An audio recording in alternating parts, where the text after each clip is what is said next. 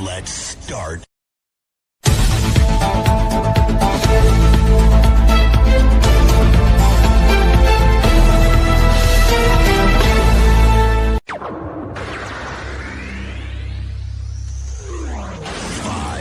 four, three, two, 1, 0. Let's start. Good evening and welcome to the Nighttime Heat rated on Prime FM 105.5. Streaming live on our Facebook and our YouTube channel. That's the Nighttime Heat Facebook page and our YouTube channel. Just type a Nighttime Heat, and of course, go to follow the show online and enjoy the show as well. We are also streaming live on the Prime FM Monrovia 105.5. Again, Prime FM Monrovia 105.5. We are streaming live. We want you to share the live video. Kindly share the live video so that your friends, your relatives, your loved ones, your partners can also follow on what's happening tonight on the program. It promises to be very, very interesting tonight. Very intriguing. I hope you don't miss the Nighttime Heat. That's your only unboring talk show. It's the only talk show that when you listen to at night, you don't hear profanities. You don't hear, those sort of, obscene languages. No, not at all. In fact, you enjoy the show from the beginning to the end because our panelists, they always do justice to the discussion void of politics. So tonight, it promises to be very, very interesting. Sober George is my name. Let me just acquaint you with what is coming up tonight. The president, they refer to him as as President Bokas's pro bono ambassador at large. The man she created today appeared before the House of Representatives and apologized before that August body. And that was contrary to what he posted initially. He said, well, he was not going there to apologize. He was going to clarify a statement he made. So was it that Shikwiyate was armed and twisted by the executive mansion to go and apologize and allow Sleeping Dog to lie?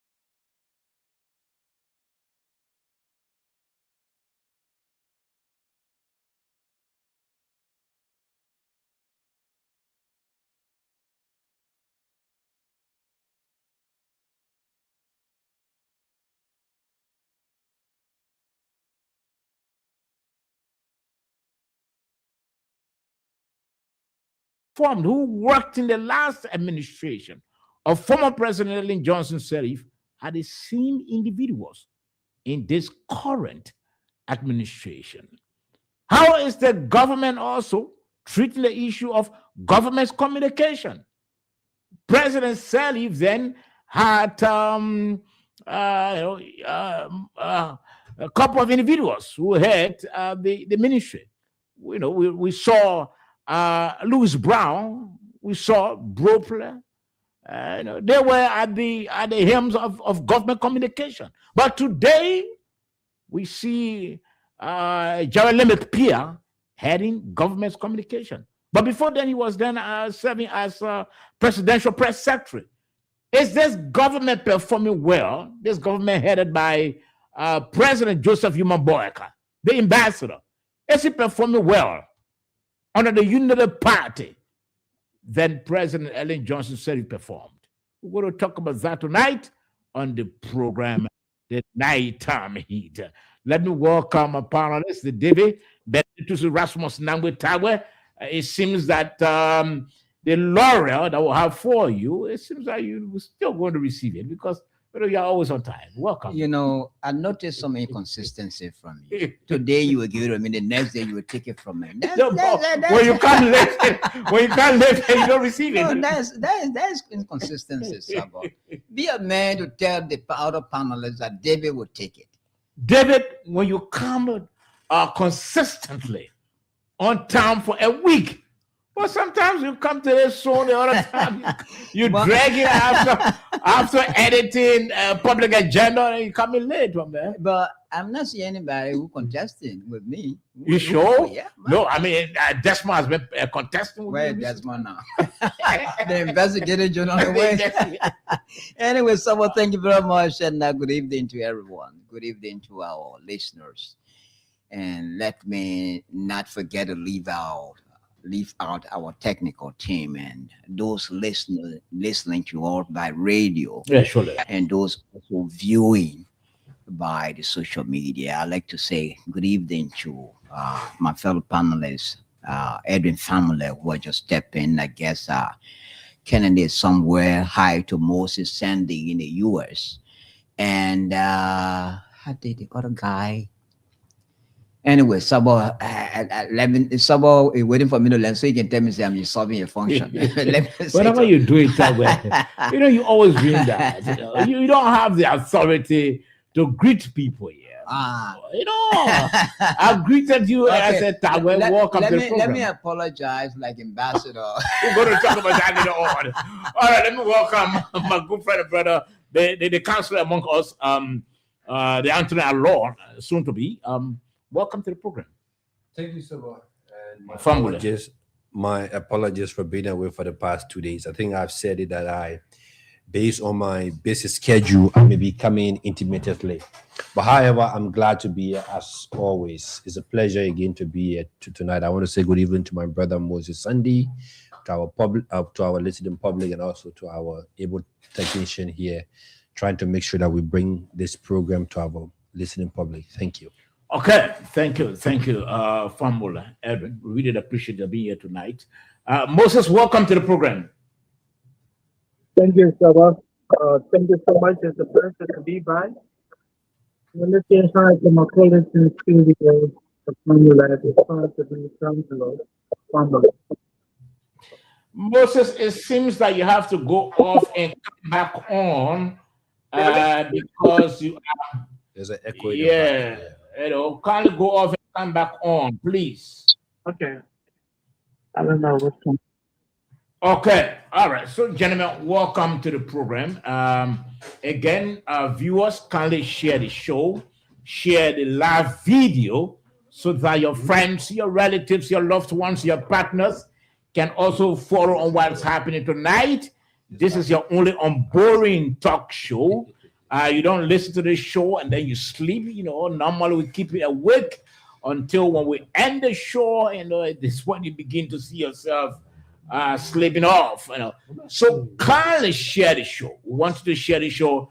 Let me welcome my namesake, George Kennedy. George, welcome to the program. In the meantime, welcome. Yeah, good evening. Because I see you engaged in your... Yeah, man, Larry, belly, my man. You know what, man? I took a chatting with a very belly. Don't call off that discussion between all you people. Welcome, Reverend Christo, welcome. Yeah, good evening, Saba. Good evening to Dr. To, is one of my mentors, from AMU Zion University. So I'm always happy to share the platform with him. And also to the Honorable Sandy, Moses Sandy. I hope tonight there will be no fighting. Well, and to our legal luminary who is here now, and to my veteran brother, who happened to be Mr. David Tagbe. Anyway, to all many listeners, thank you. That's the essence of the show. We have to agree to disagree. Yeah. It's part of intellectualism, gentlemen. So we are here tonight. Let's try to first play this tape. Is Moses back? Moses, again, let's try your audio. Welcome to the program. Thank you, Robert. Do you guys hear me now? Yes, we are hearing you. Okay, so let me say about the studio. I know we are friends with time. The pleasure to do that. Recent time here, audio has been given. Yeah, audio. What I can It's not from here. It's from him. I think his studio he's using. Yeah, Moses, you have to, check your gadget or whatever it is. But gentlemen, let's try to play this tape first. Last week we spoke a lot about Sheikh Kuyate, the president. I understand pro bono ambassador alleged. In fact, last week he posted on his page, and he said that he was going to honor the invitation of the House of Representatives to clarify the statement he made, linking that branch to the August body to corruption, but he was not going there to apologize. He said that very clearly. He said he was not going there to apologize. But today we heard that the ambassador alleged has apologized. Let's try to listen to his appearance before the legislature. In fact, we understand that he took along the Minister of State for Presidential Affairs, Simon Steve Kuya. Let's listen.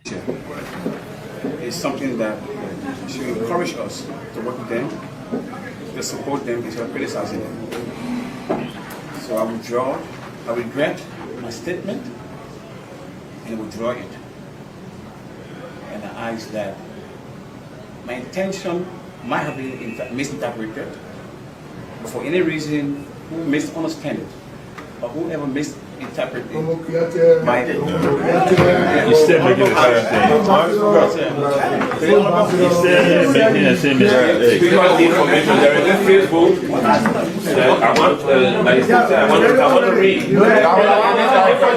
That's a different one. So we expect something to come after to conclude this thing. And when you keep dragging, apparently you don't want to be, you don't know. The man is remorseful. So please, Mr. President, let's solve this problem once and for all. Now that you regret, what do you want us to do? Now please, let's see over please. You say you regret, let us to reason. Take the social media and apologize.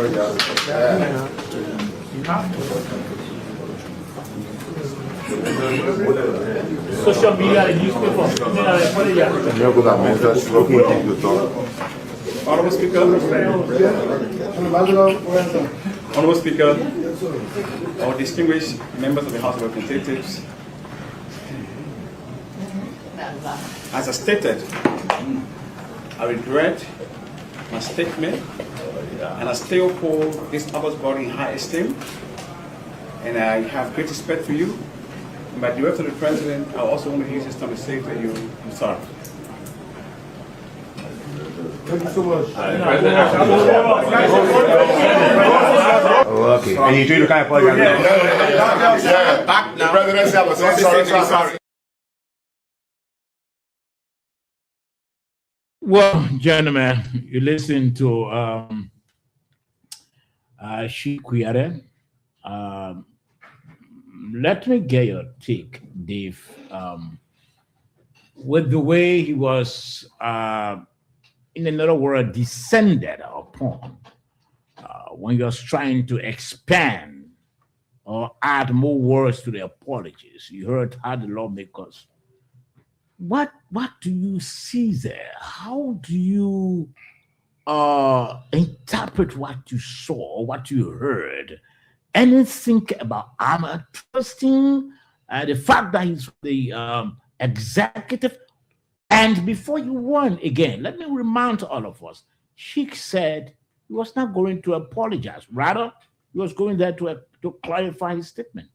But you heard what he said. Actually, I'm taken aback that he has apologized. I had thought that he would have stood his ground. From what I heard from him initially, most especially when they called for public hearing and not hearing beyond the doors. So I had thought that he had all the. You remember that I said the other day that I admire his tenacity. I mean, that he would engage. That so I expected that he would have engaged the lawmakers and justified what he justified, what he meant at that time when he made a statement. But from what I've listened to just now, initially, he started by saying, his statement, wherever he made it, was saying that he said what was seen in Italy. There was good intention, almost like trying to stay justified what he said. He was still trying to justify what he said in Italy. Mm-hmm. And when the lawmakers came in numbers, almost like he was subdued by, the pressure from the lawmakers. And the lawmakers, in fact, were even coaching him, to say that, look, my man, gentlemen, say what you can say. You say you regret. So what do you want us to do now? So in that case, under the kind of circumstances, he succumbed to that pressure. Mm-hmm. And he said, look, I apologize. There's a possibility when another side, I think, is that he didn't apologize with his clear conscience. But you never apologized with clear Yes, conscience. he still feels that what he said was correct, but because of the circumstances under which he found himself, Mm-hmm. he had to apologize so bygones can be bygones. And talking about arm twisting, if he were arm twisted, then it's for a good reason. Good reason meaning, look, go there, don't create another confrontation, apologize, and let it slip into our life. Mm-hmm. That's how I saw it. Okay, let's hear from you. So the last time when this argument came up, I was one person that frowned on the quote unquote ambassador, Mm-hmm. and I said his comments were inappropriate, even the one that he made in Italy. Mm-hmm. And I knew that we were going to reach to the stage because Sheikh Kuyateh is an ordinary Liberian politician. They all comes and wants to be known and say what they want to say, irrespective of the ills within the legislature. It takes men of courage to stand up to those people and say, I stick to my word. If the president is going to fire me because I say X, Y, Z, he would have been man enough to do that. But Sheikh Kuyateh doesn't want to be Nelson Mandela of Liberia. He's not going to be the Robert Mugabe who will go into the United Nations and condemn the British, or the Mahmoud Ahmadinejad who went to the United States and condemned Israel at the parliament. He's not going to do that. He's a politician trying to make himself known. I found on, aside from even the comments that were made against the legislature, I found on some of the comments he made in Italy, irrespective of how we see it. Like we all been saying it here, we are a struggling nation. When you are given the opportunity as a representative of the president to go and portray the image of the country out there, it's not for you to go and grandstand and start to behave like, you are here to speak on behalf of Africa. You're sitting before people who, I don't care how you feel, they still controls you. Whether you like it or not. Just the other day, the Swedish said that they were going to be closing down the embassy and pulling out, I think, some programs and stuff. We're all panicking here. And you're sitting in the Italian parliament and you want to betray jobs that they came here, they made people, they took our resources. First of all, Sheikh Kuyateh, maybe he hasn't read the history of Liberia well. In the 60s, it was the Americans, yes, and the Germans and others who were here extracting our natural resources. Today, you have the remnants of the Asians who are here now, and we buy into them. Who owns ArcelorMittal? Is it European? Indian. The Indian. Who owns B Mountain? The Turkish guy. Turkish and Indians. The Chinese are here. Then you want to go into Europe and you want to criticize them. I saw the same stuff in Kenya with this just ended France African summit. Guess what? William Ruto stood on stage and said to Macron that whatever has happened before with Africa is not going to happen. When they went behind stage, do you know what he said to Macron? Those were for the cameras. That's how we do. All right, let's go. You've been speaking long. Let's hear from you. Yeah, and he's been both of them been speaking with logic, and so I'm one of those who've been supporting Sheikh Kuyate. I was on it because as a progressive, I saw his statement as being very pointed, and especially to the Europeans. But looking at the other side, Mr. Famble coming from, it's true. No matter what we do, these guys are still going to prevail. I mean, when I mean these guys, I mean the Europeans, the Westerners, they are still going to prevail. So there's always an opportunity when you have to bite and blow, to try to be a little bit careful how you interact with them. Right now, if they say they are leaving the country, their citizens are leaving or their investors are leaving, we can have all the minerals here. We cannot get market to sell them. Definitely, they are useless to us. Didn't you see any arm twist? Coming. For which he apologized? Coming to the issue, I can't tell me as arm twisting. I think the word arm twisting will sound too strong. The president met him, and he met the president. The first thing I believe the president told him, I don't want controversy. We got a video to play for Steve Quia. Fine. So listen to Steve Quia. I believe that the president, I don't want controversy. What happened in Italy are already trying to mend the fences there. I don't want you creating crisis here locally. I mean, for me, that's how I think that what the president told him. All right. So let's hear from you, Moses. Yeah. Moses, let's hear from you. A very great discussion. I would just like to pick up from where my brother Kennedy ended. He said the ambassador met with the president, and the president told him, I don't want a conflict between, I'm not quoting you verbatim. I'm just trying to phrase. I don't want a conflict between the legislature and the executive. And that's where I come from. You saw the mood of the ambassador. You can agree that this guy spoke grudgingly. He was reluctant because he strongly hold the view that what he said reflects nothing but the truth. Why do we apologize? We apologize because we are rational people and our conscience tells us that what we did is wrong. That's why we apologize. It's something that we do continuously. No one can force you to apologize. However, in this case, this guy met with the president.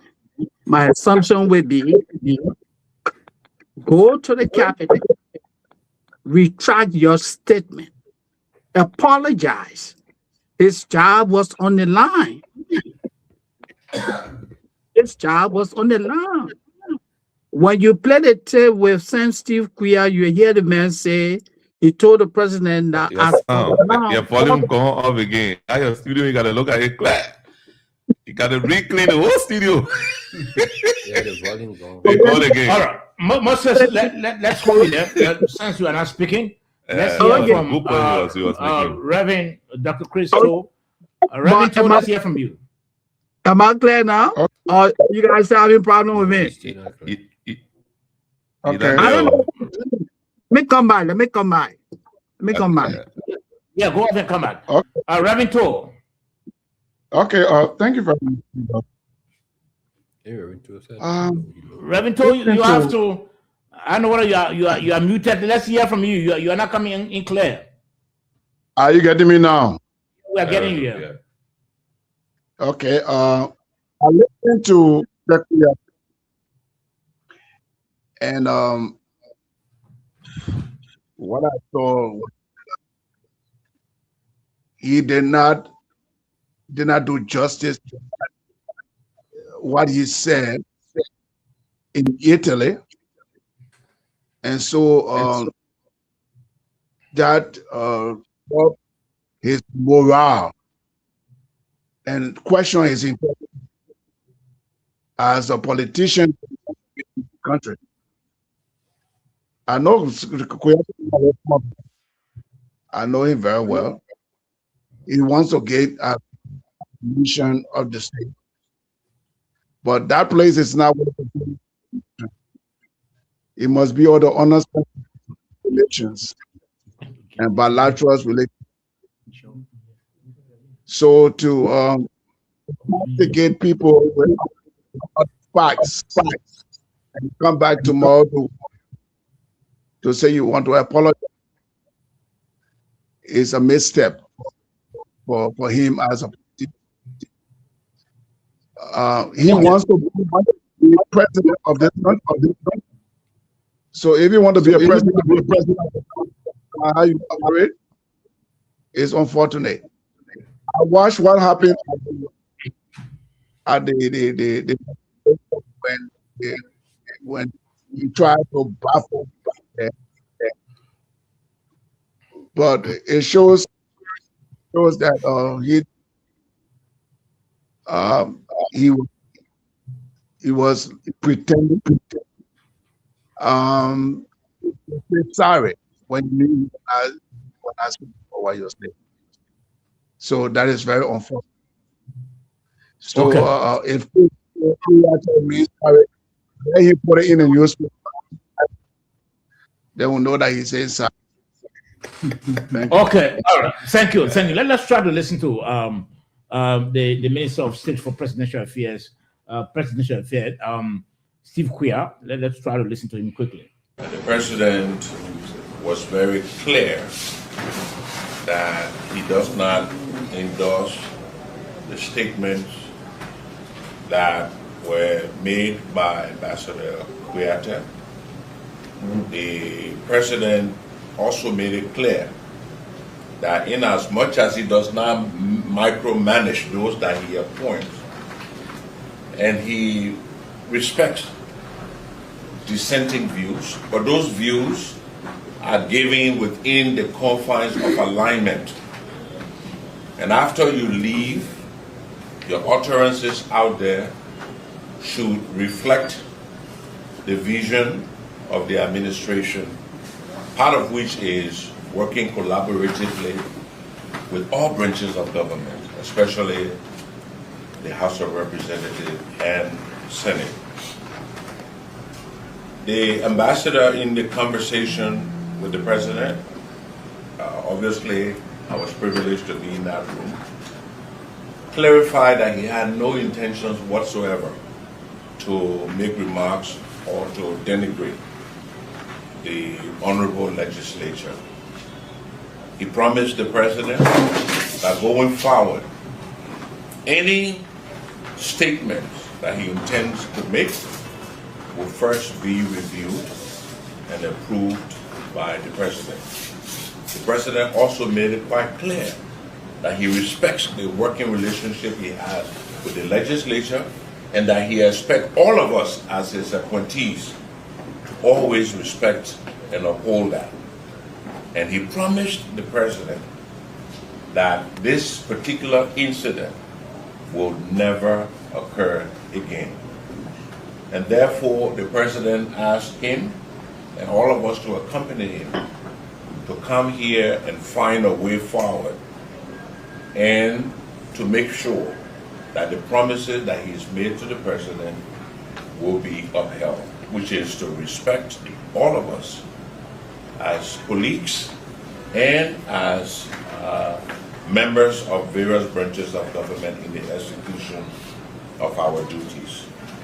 And therefore, distinguished honorables, for the actions that were taken by an appointee of the president, we assure you that the president does not endorse them.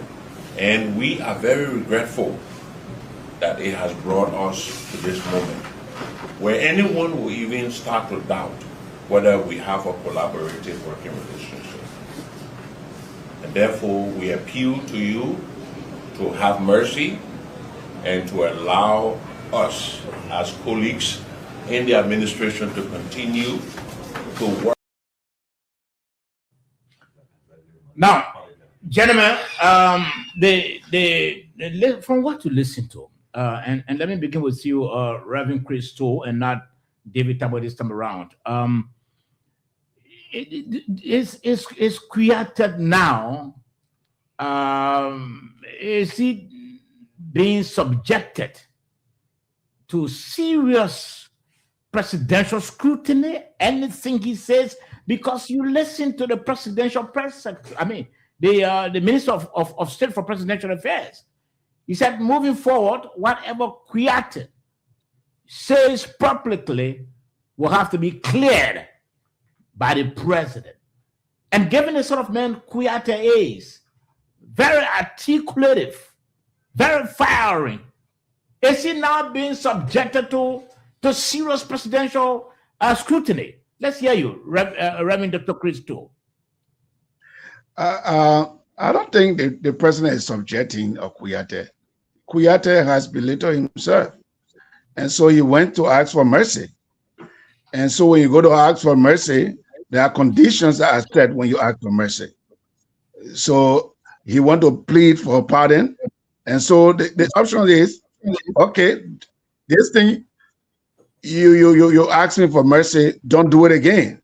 And we want to show, be sure that you don't repeat it again. So we are not only just saying it, but we're gonna send our escort with you to be able to say that to the legislature. So let it go on so it's on the media. Everybody will hear it. So that what you said in Italy does not represent us. We did not say that to you to go and say it. So we want the record to be clear that that is not our position, it's your position. So since you have come to apologize, you go there and go and apologize and let the Liberian people hear that and let the international people hear that what you said was on your own. So no one was subjecting. He himself was, brought himself down low and had to apologize. Okay, thank you, Reverend Chris. Now, Moses, you listen to the presidential press. Okay, Moses is out. Let's hear from you. You are loyal. So I don't see where any scrutiny comes in, and I do 100% agree with Dr. Toole that he brought himself, to this. Therefore, he should live up to it or so. Now, what the president you listen to. I listen to Steve Quia very well. Yes, that moving forward, before Kouyaté speaks, it will have to be cleared by the president. It means that you pass it by the president to get the approbation of the president. It's not a scrutiny. No. So the Minister of State actually spoke as a politician, as a statesman, as someone who manages the president's office very well. Because at that point, he was trying to soften the ground to make sure that the anger in the room is brought down, that the president does not, indulge into what his ambassador has done. However, the statement that going forward, whatever statement that has been made by the ambassador will be, we're going to review it. It means that whatever policy statement that reflects on the government, because the man is I'm coming back to you. I'm coming. Yeah. He should have the freedom. Okay. He's not going to. So Ambassador at large, he just did not buy his own plane ticket to go to Italy to go and speak at the parliament.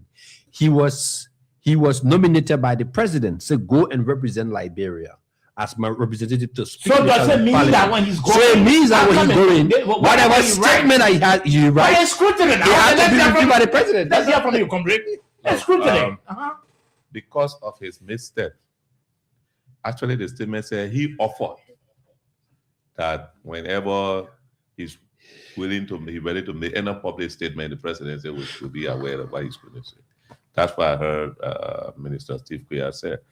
And look, I'm not lying to you. What happened in Italy took the government, a little bit of surprise. Yeah. So, and The ambassador probably, he thought that it was necessary, and he brought the same anger Yamayu into diplomacy. What the lawmakers did, I'm not getting to understand from the government standpoint, not from the media standpoint, that had the House not taking such a step.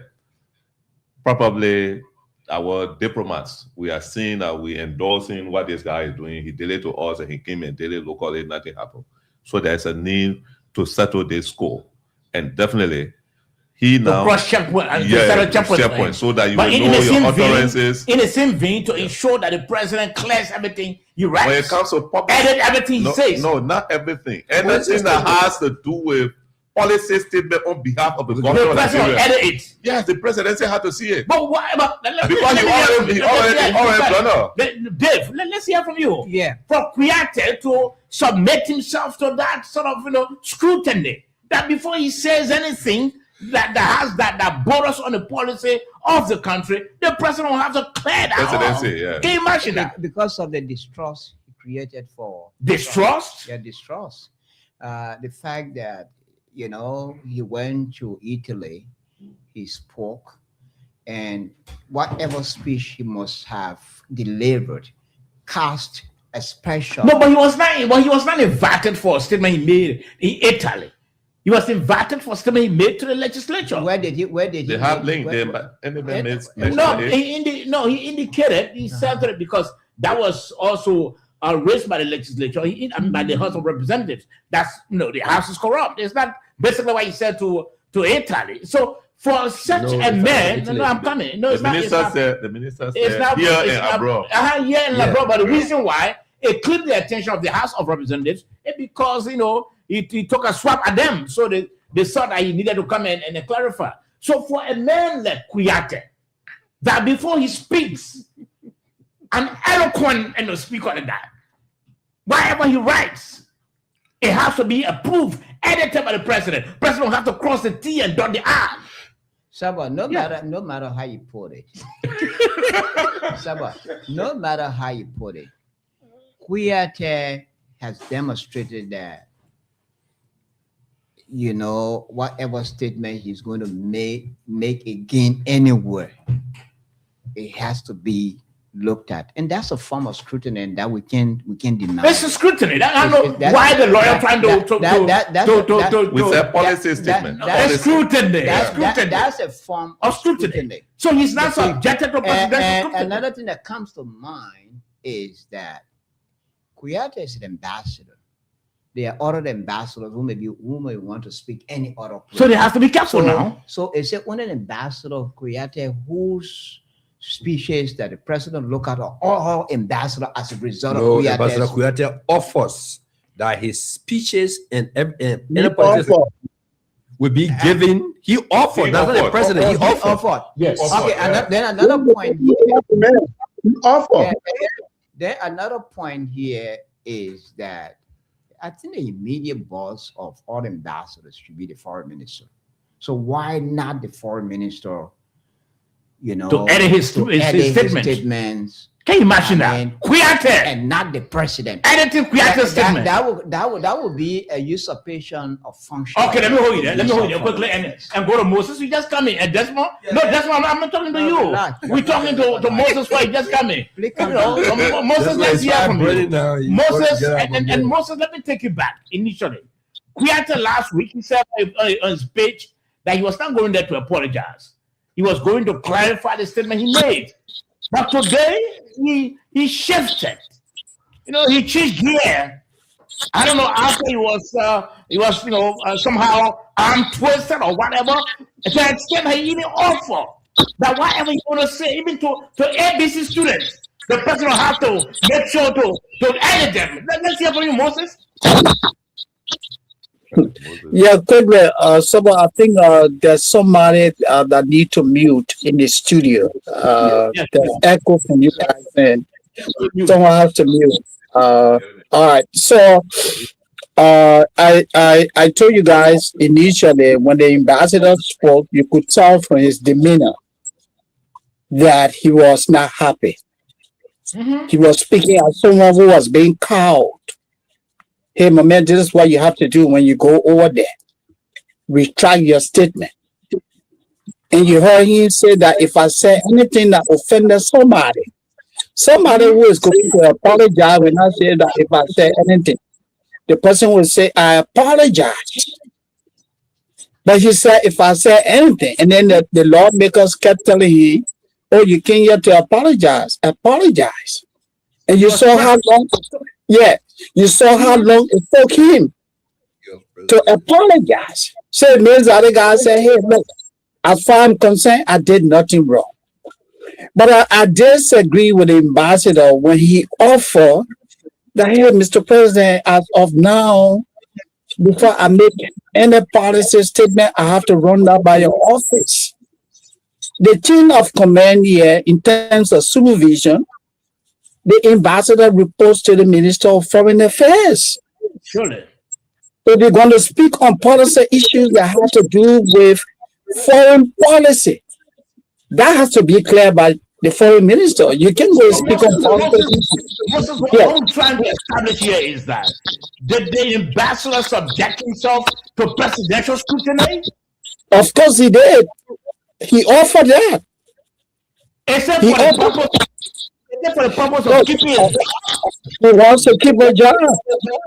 Wow. I told you the guy was called into submission. Okay, He would have lost his job. He would have lost his job had he not apologized. Okay, yeah, not apologize. Let's go in there. And Desmond, you listen to Kuyate. Kuyate is a firebrand. Kuyate is fires. I mean, he speaks very well, very articulative. But today, Kuyate humbled himself like a baby and said to the people, look, I've told the president, even if I'm going to speak on ABC graduation, you should add in my speech. Can you imagine that? What does that tell us about Kuyate? You know, first of all, let me say good evening. Check your microphone, please. Take the other microphone there. We were talking some serious issue here on that Prime FM microphone when I'm talking there. Speaking, I think, quickly. So first and foremost, let me say good evening to my co-panelists and good evening to librarians, especially those of whom we have come to disseminate information that matters to the governance of our state and the welfare of the citizenry. So to speak as per the question on the precise issue about the apology being rendered by Sheikh Kuyate, Ambassador Alash, this is my take on this. Mm-hmm. You know, I was driving, coming through, I got heated traffic, and I was reading through a news article where his apology was quoted, verbal term. But this is one key message that is clear. Mm-hmm. That message is Honorable Sheikh Kuyate was called to apologize for statement made that he described the horse as people who involved into alleged bribery. Let's ask ourselves. But ask yourself, is the horse not corrupt? I don't know about that. No, you didn't ask us. No, don't put your head up. No, Mr. Kennedy. Address your opinion. Say what you can say. It is an honest question. I don't know. You don't have to ask me honest question. Speak your mind. The question was asking you. Listen, I come to the question. I come to the question. The question is clear. You do not need an old man or an old lady that is in the interior or the remotest part of this country, or better still, bombing country, where you hear from Mr. Kennedy, okay, I don't have to say the man. You came to.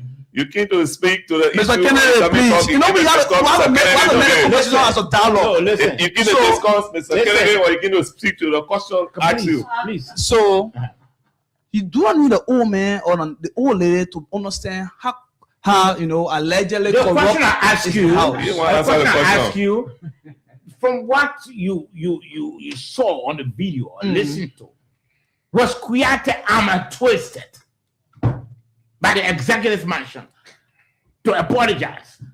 It may not even be the executive mansion. So, but that is my view. He could even be pressured by the House of Representatives, and this is where I have to say this. Look, we cannot continue to say, oh, Liberia is a press-tolerant country, and we continue to subject public officials to particular statement that should be said or be spoken by them. Then where is the press freedom? Mind you, it is the constitutional inherited right by these public officials to speak their mind. So if these people are, despite being, in public space, and then speak their honest opinion, and their honest opinion, it is being mischaracterized by a group of people, belonging to a separate branch of government, and then they call you, and then they indict, as a better story, they put you on a juror to apologize or retract a statement. Is that the kind of democracy that we're talking about? Okay, let me hold you there. Where is the press freedom? Let me hold you there. Gentlemen, we're about to transition. But the last question on Kuyata's issue. Initially, Kuyata said he was not going to apologize. We read that last week. And of course, he was going there basically to clarify. But then after he met the president, he was accompanied by the Minister of State and other officials of the executive mansion.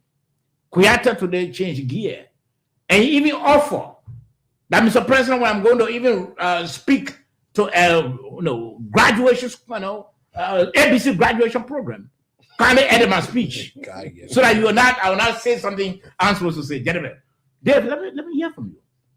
What does it take away from Kuyata as a politician? What does it take away from him? Well, in fact, the confidence the president had in him, and even if the foreign minister had in him, that confidence has eroded. Had it not, he wouldn't have been subjected to submitting all his speeches to be looked at before he delivered them wherever he finds himself. So that's what I take away from there. Okay. And so next time, before he makes any statement, that statement has to meet the acquiescence of the president. So even if he's now, let me come to you, Mr. Lawyer.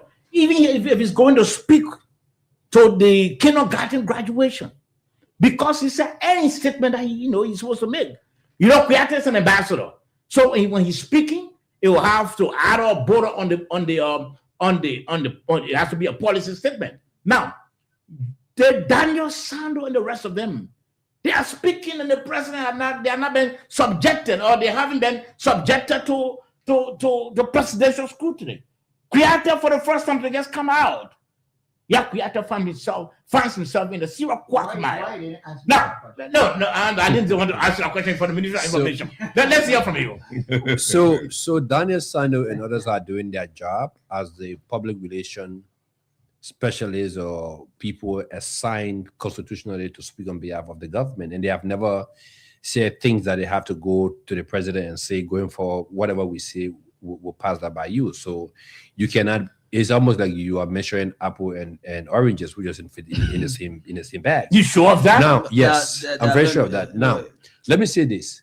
The president is the foreign architect of our country. He administers the foreign affairs of the state constitutionally. Granted. So the president has every right to know exactly what his ambassadors are saying out there without even the foreign minister. The president remains the chief foreign architect of our country. The question I ask you, what does it take away from Kuyata? Kuyata himself was the one that offered that going for whatever I said, because he himself have come to realize that his statement was out of order. Let me just point out to my brother, you see, this is one thing we have in Liberia here, where we get through blanket statement to Desmond. We are. If you sit here and want to classify a group of people as being corrupt, and they call you tomorrow and say, what is the evidence that you have? Bring one evidence that you have that this legislator has been corrupt. What will you carry? Then you go and come back and start beating your chest, oh, that freedom of press. That's not how freedom of press is.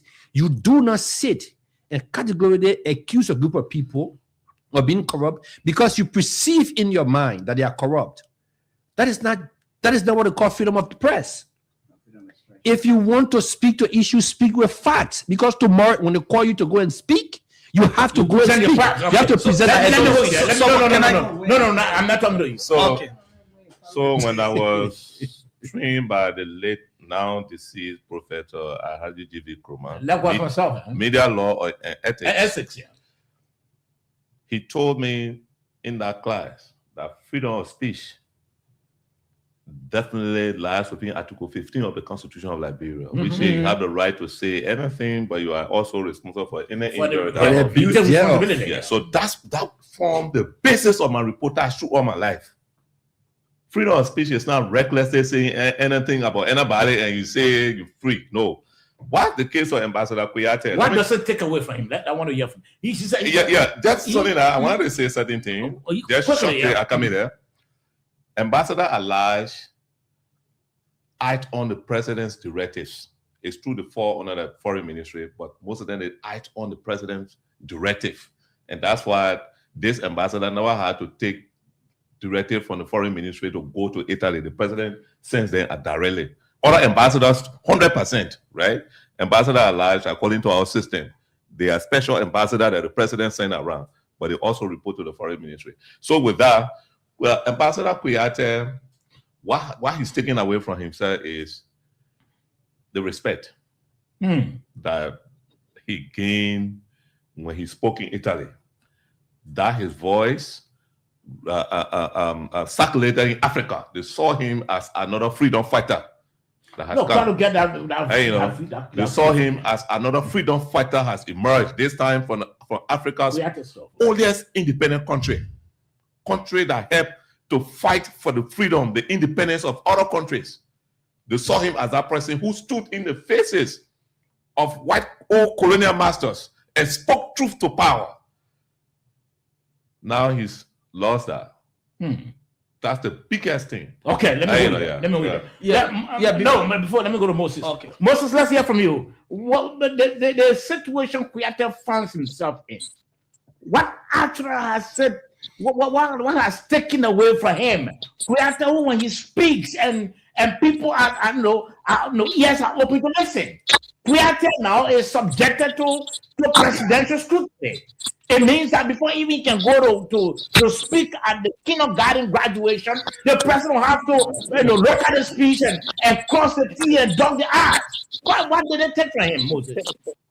But look, Saba, on this one, I will not put this at the feet of the president. No.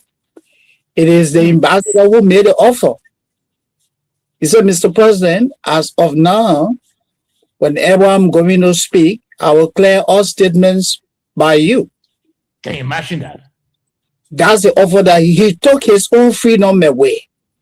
If I were the ambassador, and I strongly believe that what I said reflects the reality in the country, reflects the reality on the continent, I would prefer to be out of job than being on a job where I do not feel comfortable. Let me hold you there, Moses. Let me hold you there. Let me hold you there. Let's go to Reverend Chris Toh. Reverend Toh, before we come to you, Desmond, what actually did it take away from the ambassador? It took away his relevance. It took away his integrity, and it makes people to, like other people said, to not even trust him. Kouyaté is not part of the United Party. He came up as a political candidate. I'm very grateful that today we have the Speaker of the Parliament. Hello. I'm very grateful that today. So, and Kouyaté, what he has done to himself, he has brought himself very low, like Kennedy was saying.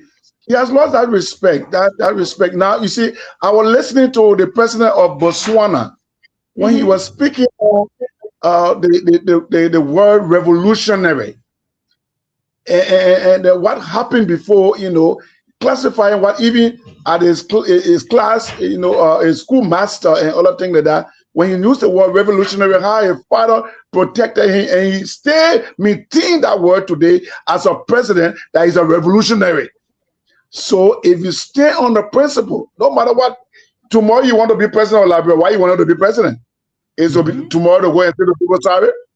Why did you go and speak to that particular crowd and speak to the white people as though they are the one causing problem for you? And then in the end, you connect it to our legislature that they are the one responsible to connive with Europeans to come and bring hardship on your people.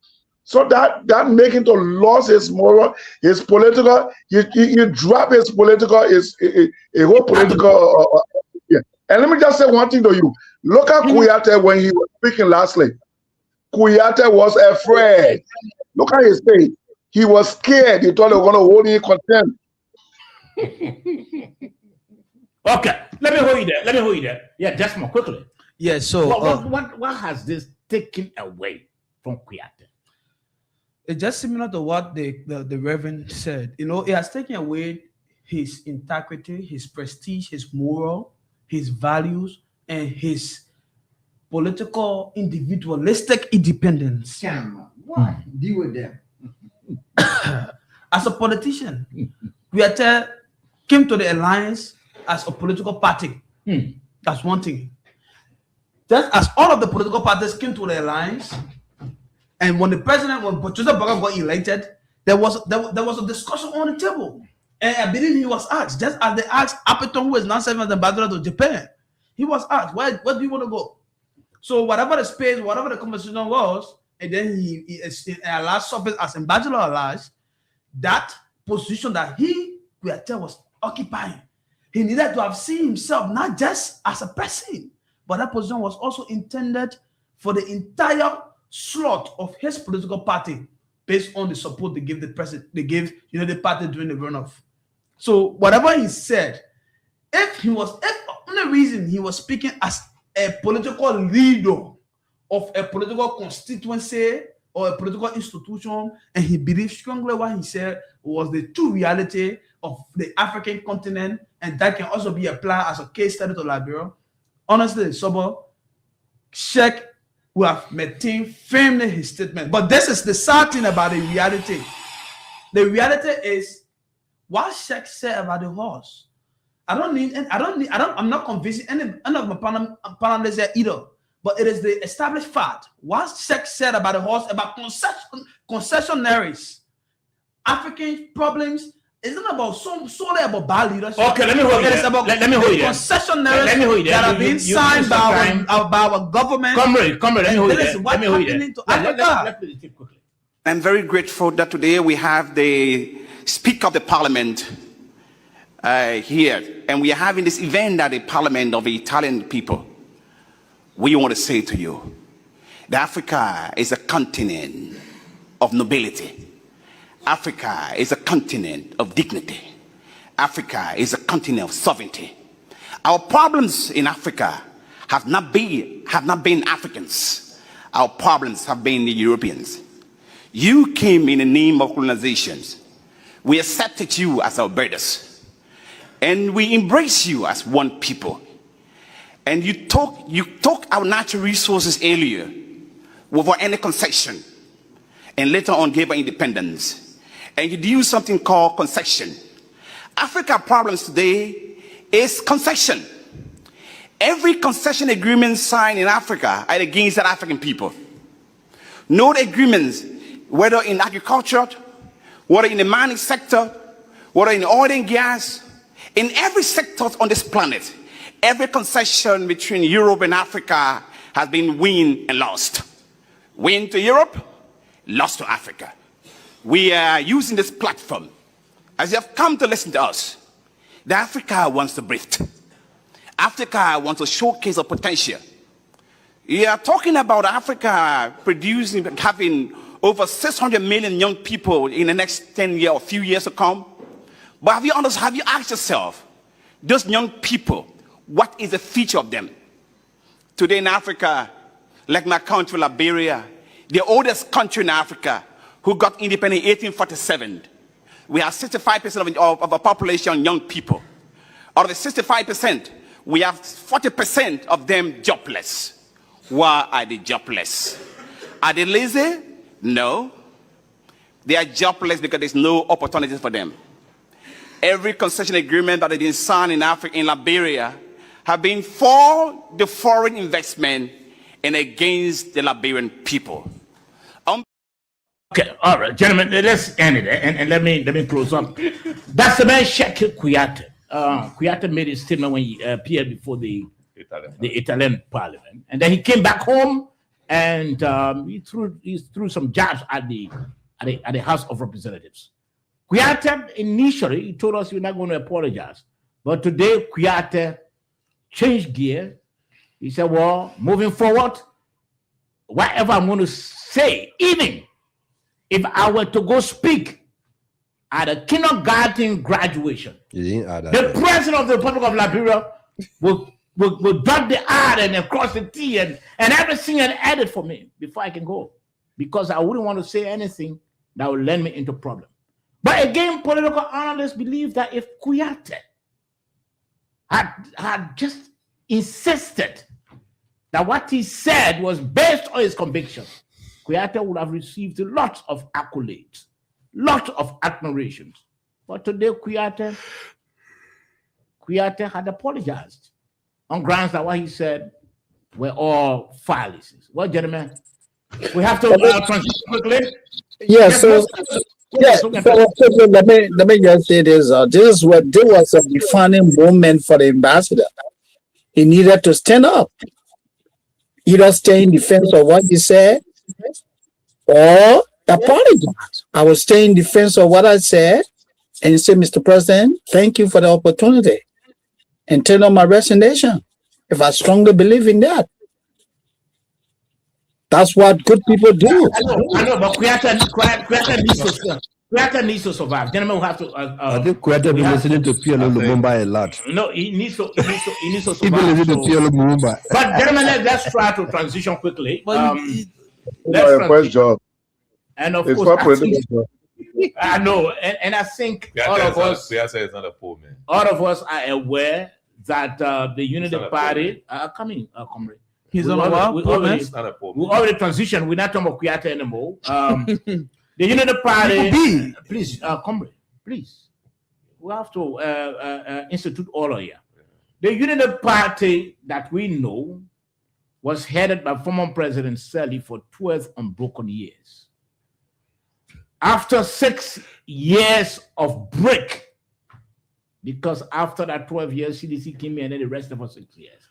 The Unity Party re-emerged, this time around under President Joseph Yuma Boyka.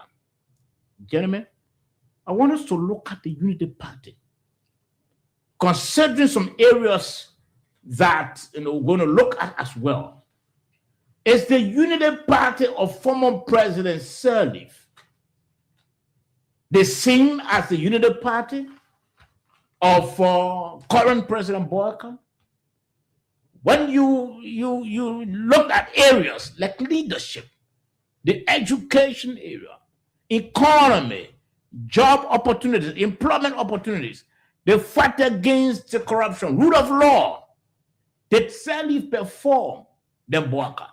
Or is Boyka performing than President Sirleaf? First, I want us to look at leadership. Beginning with you, Reverend Dr. Chris Cho, Secretary General of the Council of Churches. What is your take? How do you explain to us? How do you understand the performance of President Sirleaf in terms of leadership and the performance of President Boyka now? Thank you very much, Saba. You try to ask a hypothetical question, but that question has a clear revelation that we can look at today, and we can see that the writings are there. And coming from the war in our country where we have everything broken down, and we have those very transitional governments, I can say that the leadership that President Sirleaf brought to this country has set the pace, the foundation for any incoming government to continue on that foundation. And we must be able to, as a country, also to give her hat off. She may have not done everything perfect. She came back to us and said that she could not should not be able to fight corruption, and she was not able to reconcile the Liberian people. And so she came back to us and said, these are the things she thought she could do, but she could not do. And she made that clear in terms of her mission. And coming now, looking at the Unity Party then, we also saw that even there was some shaky moments with the Unity Party and the Standard Bearer, who was the president before exit, and we knew that relationship was not that good. And then I think that also helped Unity Party to lose the elections. Now Unity Party has come back to win the elections, and they coming back to win the elections is because of some of the mistakes that the CDC made in its governance. Because the CDC had an opportunity to run this country for 12 years, for 2 terms, but because of some of the mistakes that they made, the Unity Party took advantage of that. Coming to the governance now, the political governance of the Unity Party, I see some serious challenges. And that's the reason why now you see, even with people coming up, like Thomas Fowler coming up with the National Independent Movement for the re-election of Bouakai. Now these groups are coming up because they're seeing also the weaknesses in the Unity Party. And Unity Party is not the Unity Party that we saw yesterday. So President Bouakai, a lot of people voted for President Bouakai and not Unity Party. And so some people must be honest, they try to believe in the old man and other things like that, what he was saying. It was not because of a party platform. And so the party even is trying to even justify today to people that it is not on a party platform they are operating, and it is because of what the president now, who was vice president before on the Unity Party, is doing. And that's what people are confident about and are praising.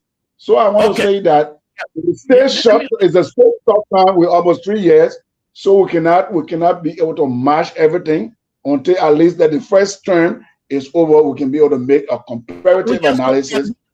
Leadership first. Reverend Dr. Christo, under the Unity under President Sirleaf, did the Unity Party government show a very strong leadership as compared to the Unity Party under Bouakai now? Yeah, I can say so. I saw that strong leadership. Okay, let me hold you there. Dave. Well, before I answer your question, I hope you allow me to learn on this. From the daily life from here Friday, I've been wondering about the rationale of this comparison. To be very frank with you, I've been wondering about the rationale. What's the rationale? What is the comparison, endeavoring to achieve? I'm wondering because the first thing, Madam Ellen Johnson Sirleaf, she's out of the scene. The Constitution does not permit her to contest again. She's older, she's retired. She does not have any intention to contest elections tomorrow. So what is the essence of the comparison? The rationale would have been understood if we were comparing the immediate past regime of President Weah, former President Weah, and the current regime, because they are the two persons we are expected to go to the polls in 2029. Hopefully expecting them to go to the polls. So, I mean, I'm finding it difficult. This is the rationale. To understand the rationale. So David, I will appreciate it. We explain that rationale. The Unity Party led this country for 12 unbroken years under former President Sirleaf. And we saw the level of performance. We saw the level of weaknesses as well in some areas. The party, President Sirleaf and the Unity Party, they were voted out.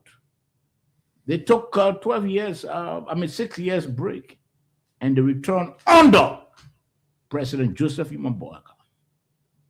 We want to know if it is the same as if CDC comes back tomorrow or 12 years from now, maybe on a different leader. Who asks the same question? Because as the same party, the same manifesto, the same agenda, the same intentions, In fact, the same promises. Similar promises President Salif made. That similar promises President Boubacar made. The same manifesto, you said? The same manifesto. No. What is different? No, the arrest The arrest agenda is what is different from the it's the same as poverty reduction. No, it's the same as improving the livelihood of the people. No, but in different way now. Comrade, that's the same thing. So It was the agenda for transformation.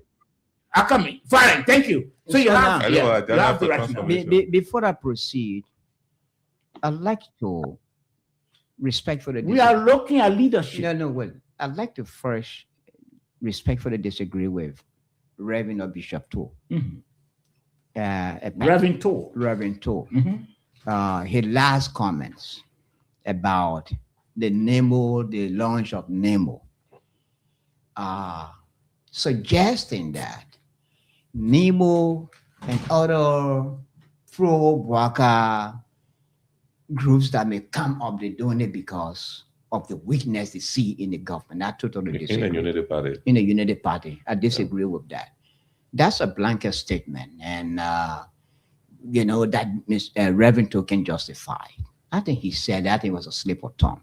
But I disagree. I would say that NEMO and others that may come up. Information. Okay, what is it? Yeah, Moses, go ahead. Go ahead.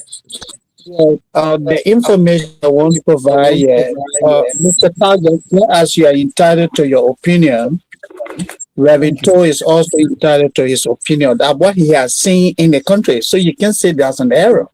Yeah, no. Moses. Thank you. Thank you very much. I just want to bring it over. Moses. We have to be careful with misinformation and disinformation here. But what is the misinformation? Someone cannot come on the show and give a reason that can be proved. But if you want to let Akame, if you want to counter him, Akame, if you want to counter him, like you say, you disagree with him, state the facts. Yeah. Why are you seeing the NEMO and others are coming out? State the facts. Yeah, because NEMO and others are coming up because they're impressed with the style of governance. Okay, now let's wait there. Comrade. So if you want to compare governance in terms of the Sirleaf administration and the Boubacar administration, then you have to wait for Boubacar to earn his first 6 years. Then you compare that to what Ellen did in 6 years, but not at the embryonic stage, almost going to 3 years, and you want to compare that to Ellen Johnson Sirleaf, then that would be unrealistic. We want to tell you all right. No, yeah, but it is still unrealistic. You don't have to. No. Chief, give me both of them. Chief, give me the point now. Come here. Both of them have the same manifesto. No. No. I disagree with you for that. Listen. What a political party manifesto. All governance structure in our country. You can put it in different ways. Say, look, I will achieve fighting corruption by breaking down all the prison centers. The other man can say, well, I will achieve fighting corruption by denying government official salaries. Right? Okay. Fine. It's the same as fighting the corruption. So then why don't if you put it in any way you want to, all the political parties around here. So then why do you say all of the government from the start of the crisis? But all of them have. Of course. All of them. Of course. Even the wait. Even the CDC. All the political parties, even the one that are emerging now, the CMC, the ANC, all of them have the same manifestos. What are the manifestos? What are the intention? To improve the lives of other people. At the end of the day, they slip on that. Okay. So let's go ahead. Okay. So give me chance. You've made your point. You've brought your argument, and let me tell you why. The only country in the world that I've seen that had the same agenda, because it's a policy document by their parliament, is the United States government. So the president does not come and change his policy. Yes, he may have tweaked it in a way that it pleases his party, but they have one agenda. For African countries, every government come every 6 years with their own manifesto as to what they want to target within that 6 years. So irrespective of CDC coming with a pro agenda, the Boubacar government came with the arrest agenda or so. Now, if you want to compare party politics I would say the Unity Party today is of more structure than they were even under the Ellen Johnson Sirleaf government. The first place where the crack started within the United Party was under Ellen Johnson Sirleaf, with the issue of Vani Sherman and my own cousin. In fact, they were my two cousins. Vani and I are first cousins, and my cousin Henry Fambula, who was Secretary General.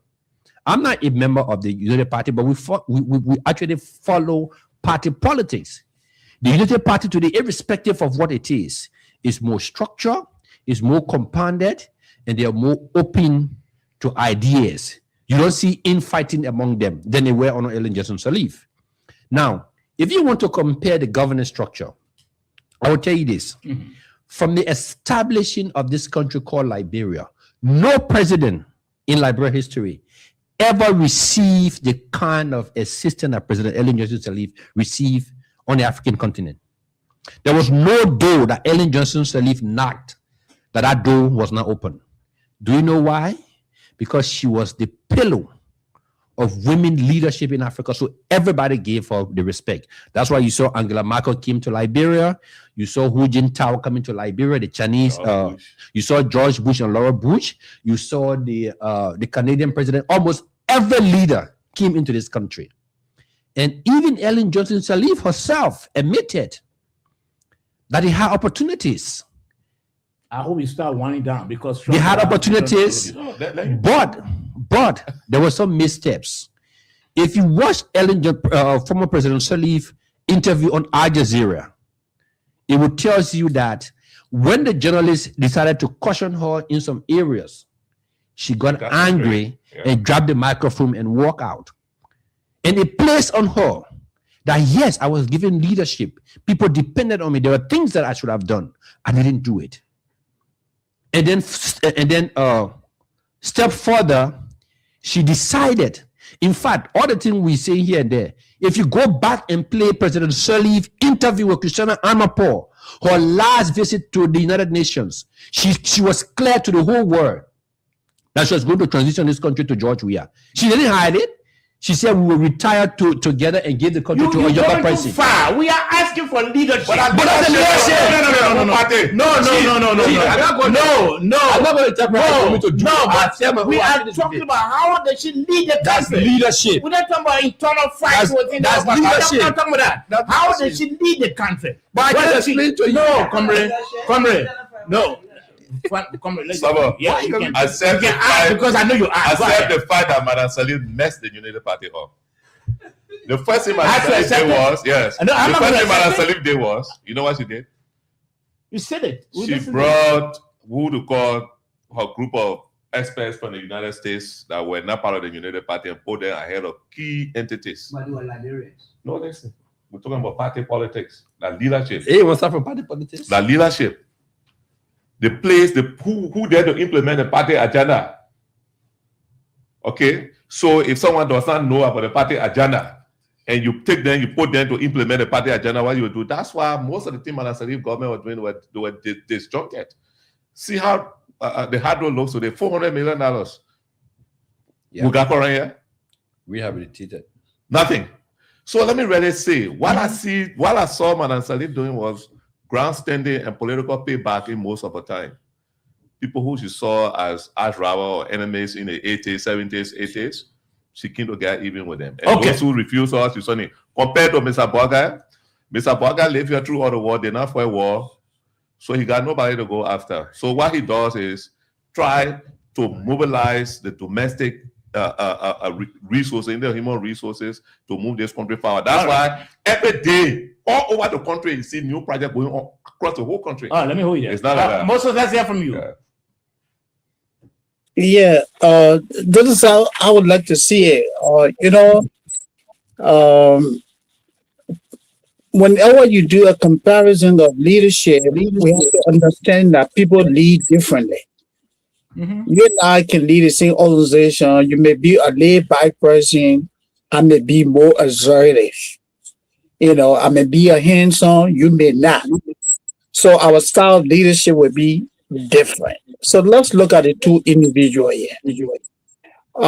Ellen Johnson Sirleaf, one credit that I personally would give her is that she was in charge. She was absolutely in charge. And that's the downside for President Joseph Jomaah Boakai. I will give you some glaring examples. I said President Boakai is not in charge because, take for example, the yellow machine. When the news broke in 2024, the same inconsistency today that we have about the FOIA project, it was the same inconsistency that we witnessed. People said the machines were donated by a friend of the president. That turned out to be a falsehood. We did not see that with Ellen Johnson Sirleaf.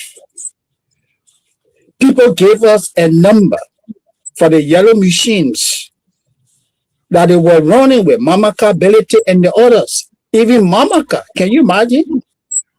Someone who is just Minister of State with a portfolio went to the Freeport for delivery of machines brought into the country without the involvement of the Minister of Public Works. At the end of the day, what happened? Those machines were returned. That's not leadership. The question that anyone will ask, who is in charge? Let's look at employment in government. Setting up your government, we did not see that with Ellen Johnson. You guys live in the country, I don't live there, but I follow religiously. We did not see Ellen Johnson Sirleaf appointing Sobel George to a position, and you got four or five persons, going for confirmation for the same position. We saw that with Mr. Boakai. And so the question here is, who is appointing? Who is in charge? Yes, we want road construction. Okay, we all applaud the president. But so let me wrap on this. We all applaud the president. We want road construction in the president. But then what happens? The inconsistency. The FOIA project, the inconsistency, who is in charge? And maybe you say people need a project that are very low about when you realize that what the two do is the problem. So don't do that any doesn't study. All right. Moses, let me hear you there. You want to counter Moses? Is that what you want? Oh, yes. Okay. I would like to come. Moses, let me hear you there. You're coming. Mr. Sunny, I just want to be, I'm sorry, don't take it as being sarcastic, right? But it's just the truth. I just wanted to say Madam Sirleaf was in charge when Robert Sirleaf mismanaged Noka, more than 30 million went in vain. She was in charge, yes. And she took blame of it. Yes, she said she took blame. Yes. She was in charge when her son Robert Sirleaf was the prime minister in her second term. He decided who be who in the government. Yes, she was in charge. You were appointing people in government. Please, you can't come to talk here. Yes. Yes. Man speaking. Yes, Madam Sirleaf was in charge. Even Ellen was in charge when all her children were in government, holding key positions, Central Bank and other places.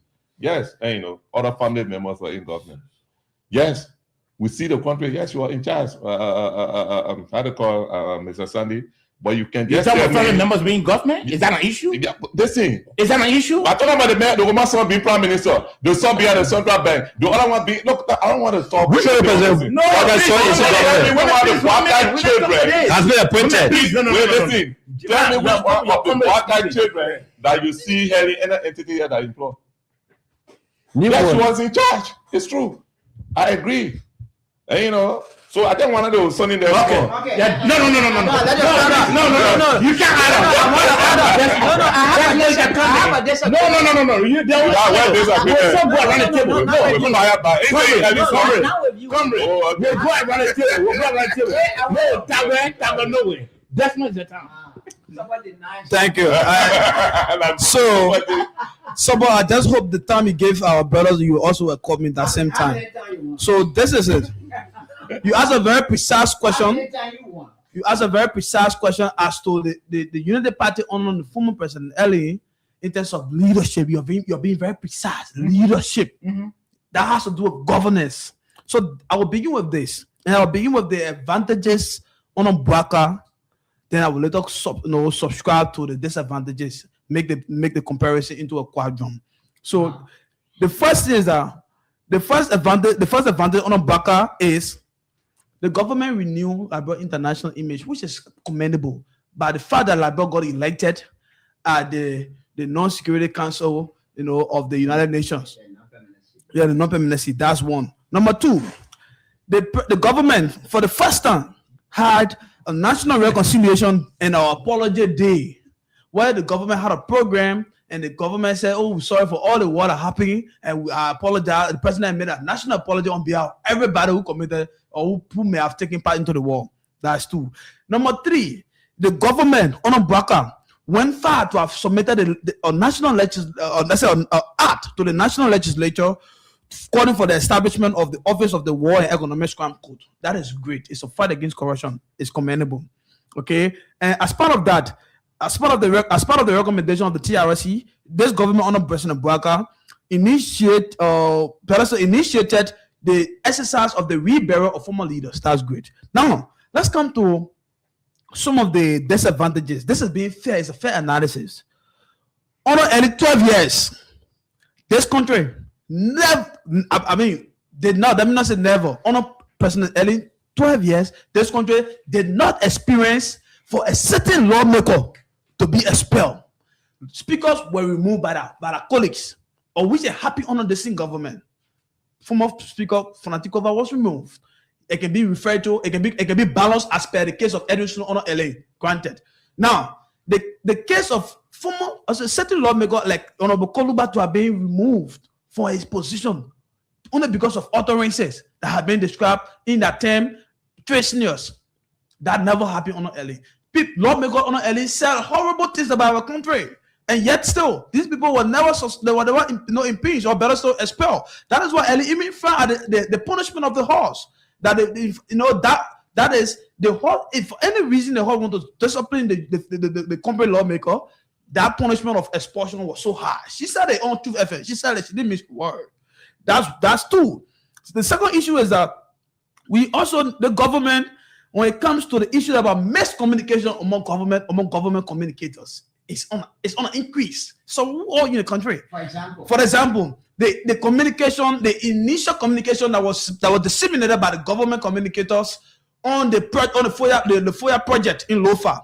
We heard Daniel Sano saying, "Oh, the project is being fully sponsored by MRU, is MRU headquarters." Later on, we heard Kula Fofana saying, "Oh, the project is a special presidential project." And at a certain time, we heard Minister P.I. coming up saying, "Oh, the project is a joint international project." Come think about it.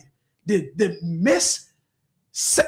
fragment of government communication to the public. Okay, that is two. And another interesting issue is that, of course, which even interest a lot of people is during 12 years. We agree. They may describe her as a Congo woman, but on 12 years, woman who is a Congo woman who may have lived all her life out of the country and probably may not have understood the pain of ordinary Liberians, so maybe she could be the worst person to even be given a cheek. That was not, even if it happened, but that was not on an increase on 12 years. For Ellen to address national situation or national issues of concern by giving cheek. Look at it. Look on this government, President Bouaka. The president was taken to the issue about a mass demolition exercise on the 72nd. What did the president say? That the land for y'all. So the government making new land. That's what the president respond. And that issue is that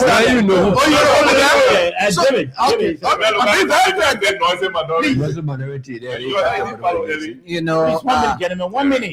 We can't speak like this. Mr. Famula, you're a lawyer. Yeah, you can be talking, you can be arguing. They're a lawyer. Saba. Yeah. We have a gullible society. And whatever people are they here, most especially the ordinary Liberians, it's what they believe. It's what they believe Sure. and they're wrong with. And I'm trying to say that Moses is Sandy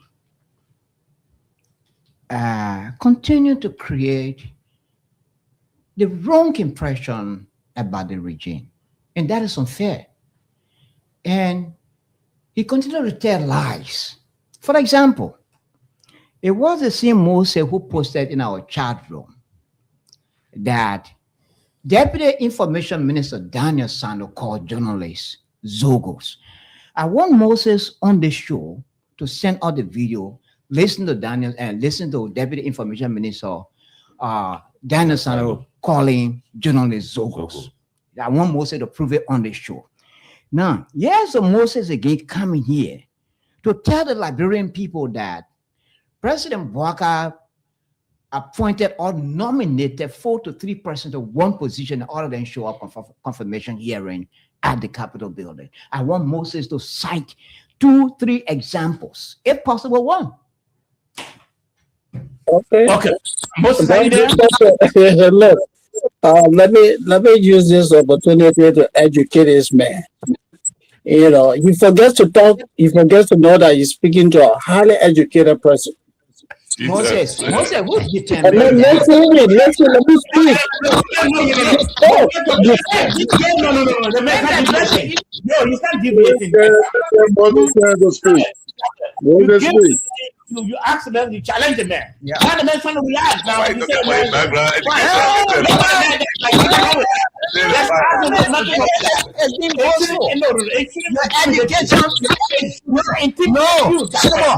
education should be determined by the output, the action. That would not be fair. It's not be fair. You challenge the man. That the man should provide a proof. So he should be providing proof. proof. Show them what now they provide a proof. Doesn't make sense. Go ahead. So let's take it one at a time, and let me school this man. What I want you to do, then, Mr. Tagba, you are now on Facebook. I want Mr. Sober to go in the chat room, just follow the thread. The video, you're going to see the video. You will hear the Deputy Minister of Information referring to journalists as Zogo. When the Press Union of Liberia, Mama, keep quiet. When the Press Union of Liberia issue a statement regarding the freedom of speech in the country. If you don't see that, Sobo, I will never appear on this show. Video, please play the video. Please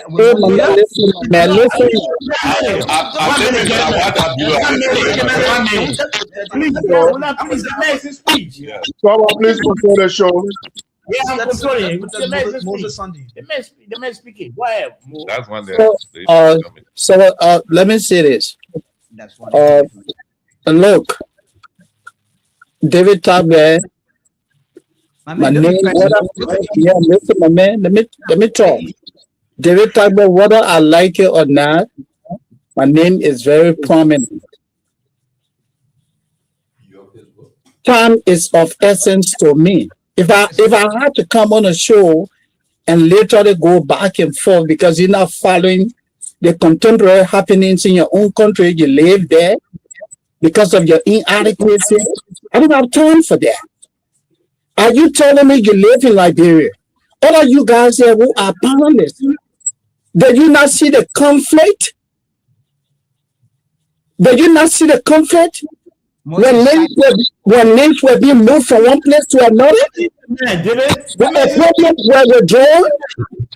Where appointments were withdrawn when Mr. Bouaka took over the leadership? Do you know of this guy, the gentleman, Conan, the Councillor Conan? Do you know what happened when he appeared to take over? And there was another gentleman? What are you talking about? Are you talking about gullibility? I mean, tell them, don't stoop down low. Okay. $2? Because you got $2 and you come here and speak gibberish? Information. Moses, 1 minute, yes. We could state and name more than 3 times Madam Salif nominated people and withdrew the nomination. Withdrawing nomination does not mean that you're not in control. Even former president, we are withdrawing nomination. Mr. Kennedy, information. Mr. Kennedy. Right, you said no.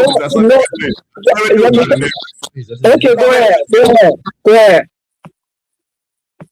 And you said this president made nominations and withdrew the nominations, so it means that he wasn't in charge, right? Or he's not in charge. I'm telling you, Madam Salif nominated a lot of people and withdrew also. Likewise, former president, we have nominated and withdrew. Doesn't mean that they were not in charge too. If I charge, So Mr. Kennedy, Mr. Kennedy, the clarification I'm providing here, guys, I want you to listen.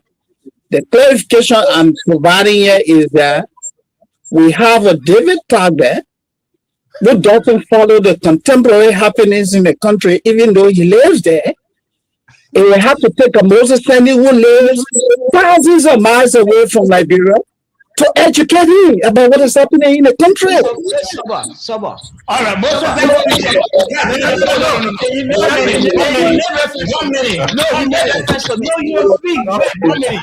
One minute.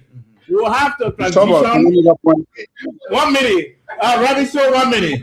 Remington, 1 minute. We'll have to transition now to the rule of law. We can be on the I can go to Remington. Go ahead, Tabwe. You know, this is a Moses who sits over there and telling me that he said in Delaware. You call it and he telling me that he's more informed than I do. You're talking to the editor-in-chief of one of the popular newspapers. You just started with that. You just started with that. Just 2 weeks ago you started. Yeah, Saba. You know, you and Moses, anyway, you're on the same trajectory. You're on the same trajectory. I knew you were going to say that. You're on the same trajectory. You're talking to a well-informed journalist who's also training upcoming journalists. The man says about a boast of education.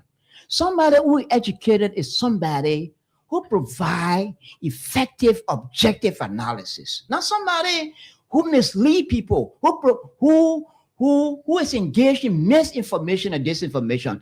Someone, as they stand, demand that we play that video in which Daniel Sano referred to journalists as Zokos.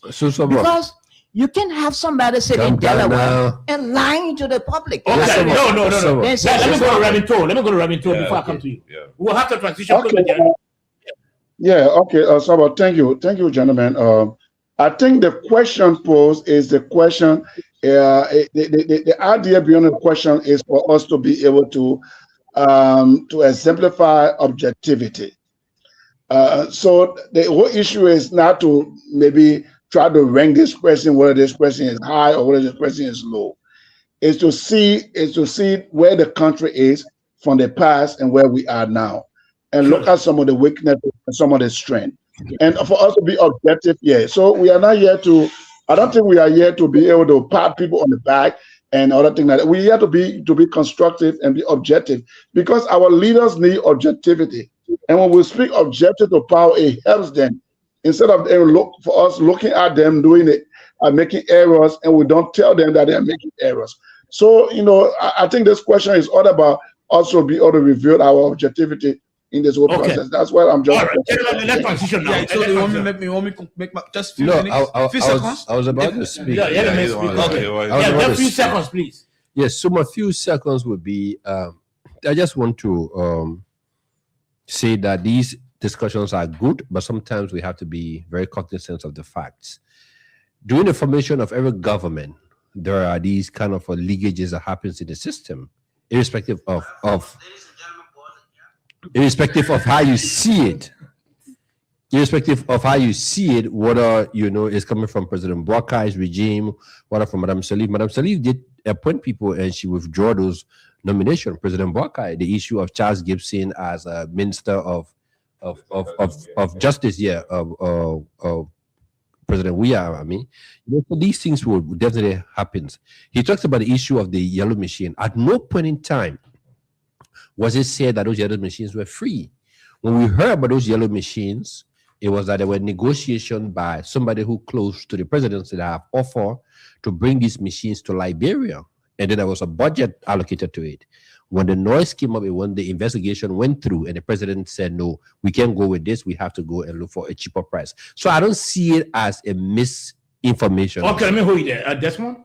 So like I think that was from the same angle Moses Sandy was coming from.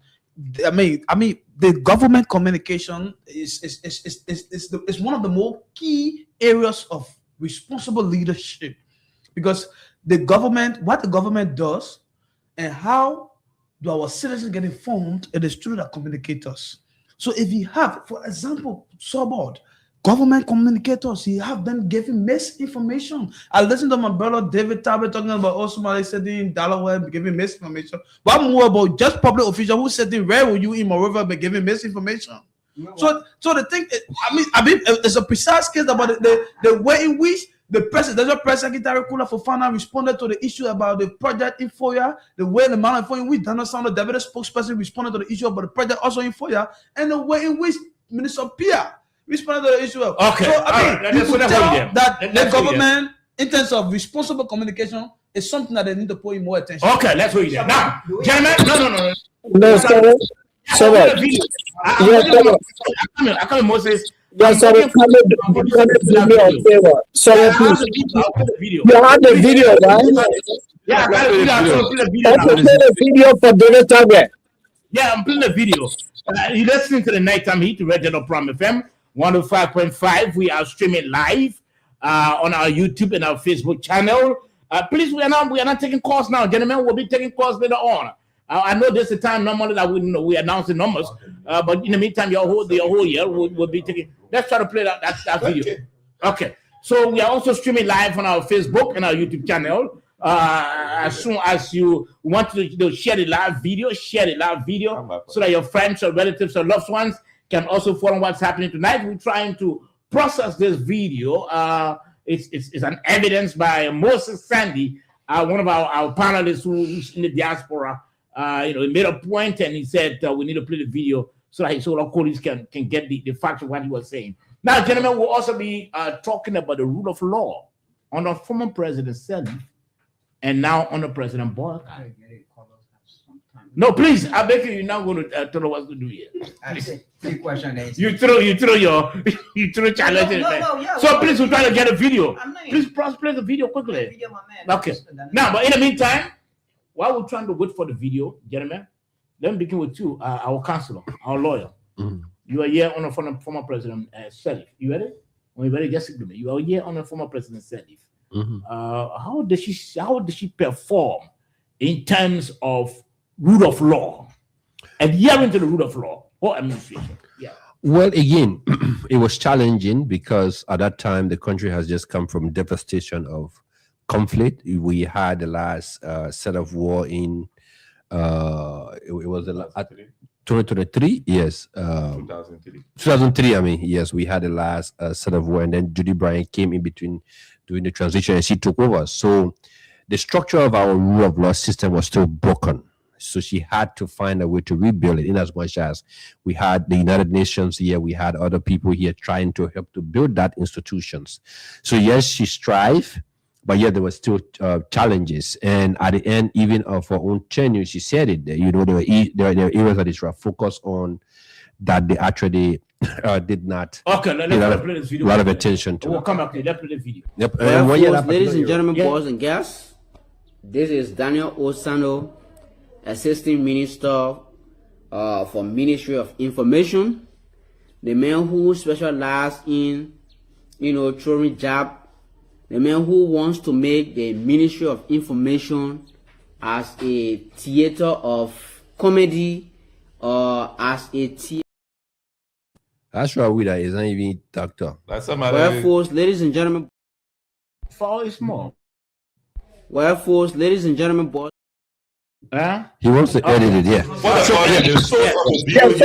Let the video continue. Let the video continue, please. Play the video. Go ahead. Yeah, go ahead. Gentlemen, we are talking about rule of law, please. So yes, so the council is on. So like I said, we had the presence of 15,000 army troops here. Mm-hmm. So basically, most of our securities was in the hand of the United Nations for a longer period of time until they started to transition. They started to train the police. They started to even train portion of our military. Again, the infrastructure that we should have put in place that would have lived for a longer period of time was lacking. Today we have, I can't call the strength of the army, but we have a very insignificant number of men in our armed forces. It was because of the decision of the Sirleaf administration. We had a DANCOB that was giving over $250 million to train our military. How many men did we train? And the idea was, oh no, we are not going to go into war any longer because we've had our experience going into cyber war. So in terms of adhering to the rule of law, making sure that the courts will work, there were making cracks, sure that the law takes its there were cracks in the system. We're not talking about training the military or training the police. But it's part of the rule of law. That's why. The police is the first. But we're talking about how does she handle the rule of law? There was still cracks in the system. The courts of yesterday were not better as it is to today. In fact, the courts have even far improved in the way that judges are now being well paid. Judges are now judges and justices are now being given vehicles. They have accommodation also. So today is far better than it were. Thank you, George. Thank you. Let's say the truth. Madam Salif time, that were political models.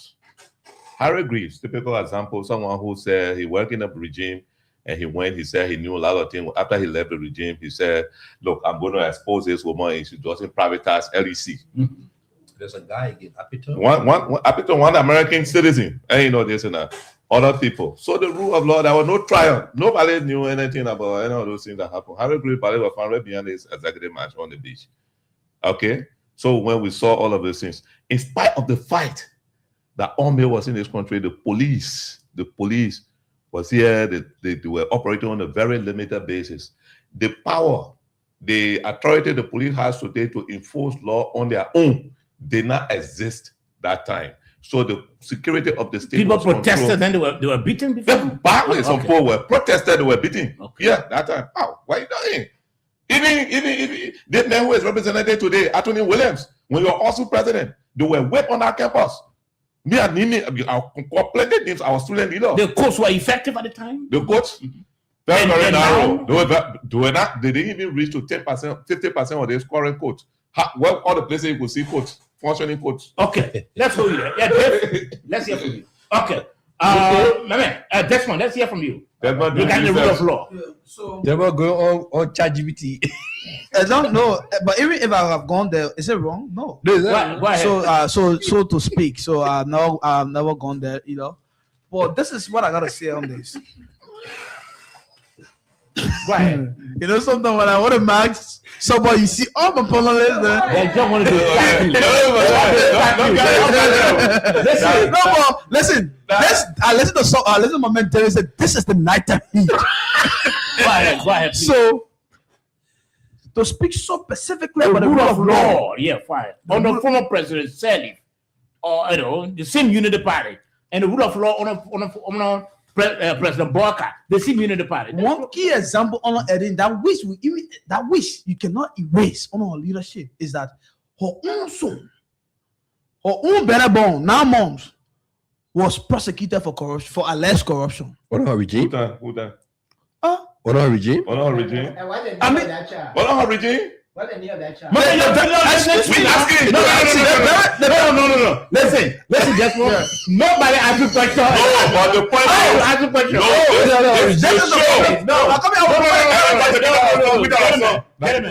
Gentlemen, listen. Desmond, I'm saying that now today. Okay. Nobody should ask you question. You answer. You let them run away. Because there is a public platform. Which one? What are you not the same person who referenced that on her leadership that former as a former local boss was there was so sort of corruption scandal on him? Were you the same person who said that? I didn't prosecute him. Eric can prosecute you? Your president. No, listen. There was an investigation into that matter. Even during the interview with Al Jazeera, on which the general actually said, "No, this is before the court, and I cannot comment on it because why? It's before the court." No, that's true. That's not true. Excuse me. Who determined whether she was not you? Please, the message. You. So that is why he gave false information to the false information. You know that the head of Noka Ono Edin Salif or son was it Charles Salif or Robert Salif? One of them, I may not get the name correctly, but you know it, Charles Salif or Robert Salif. One of them was the local boss on Ellen then. So which one? That's the deal. I said usual. But you know. No. All right, let me hold you there. So let me conclude. Because of time, let me hold you there. Let me hold you there. Reverend Dr. Christo, let us hear from you. We're looking at the rule of law under former President Sirleaf and the President Boyka. Okay, I think it's a continuation. Councillor Famulé talked about it. It started with a challenge, and we must be able to acknowledge that first. Liberia, we just came from civil war, and our whole governance system was broken down. Our rule of law was challenged, and so coming from these transitional governments and coming into the first elected government after the war, the challenge was to be able to put into place system and structure, and that which the Unity Party, even with the lead of President Sirleaf and the Vice President Boyka, they did a very good job to try to bring it up. Although there were some challenges, we also know the whole issue of the stages of the budget.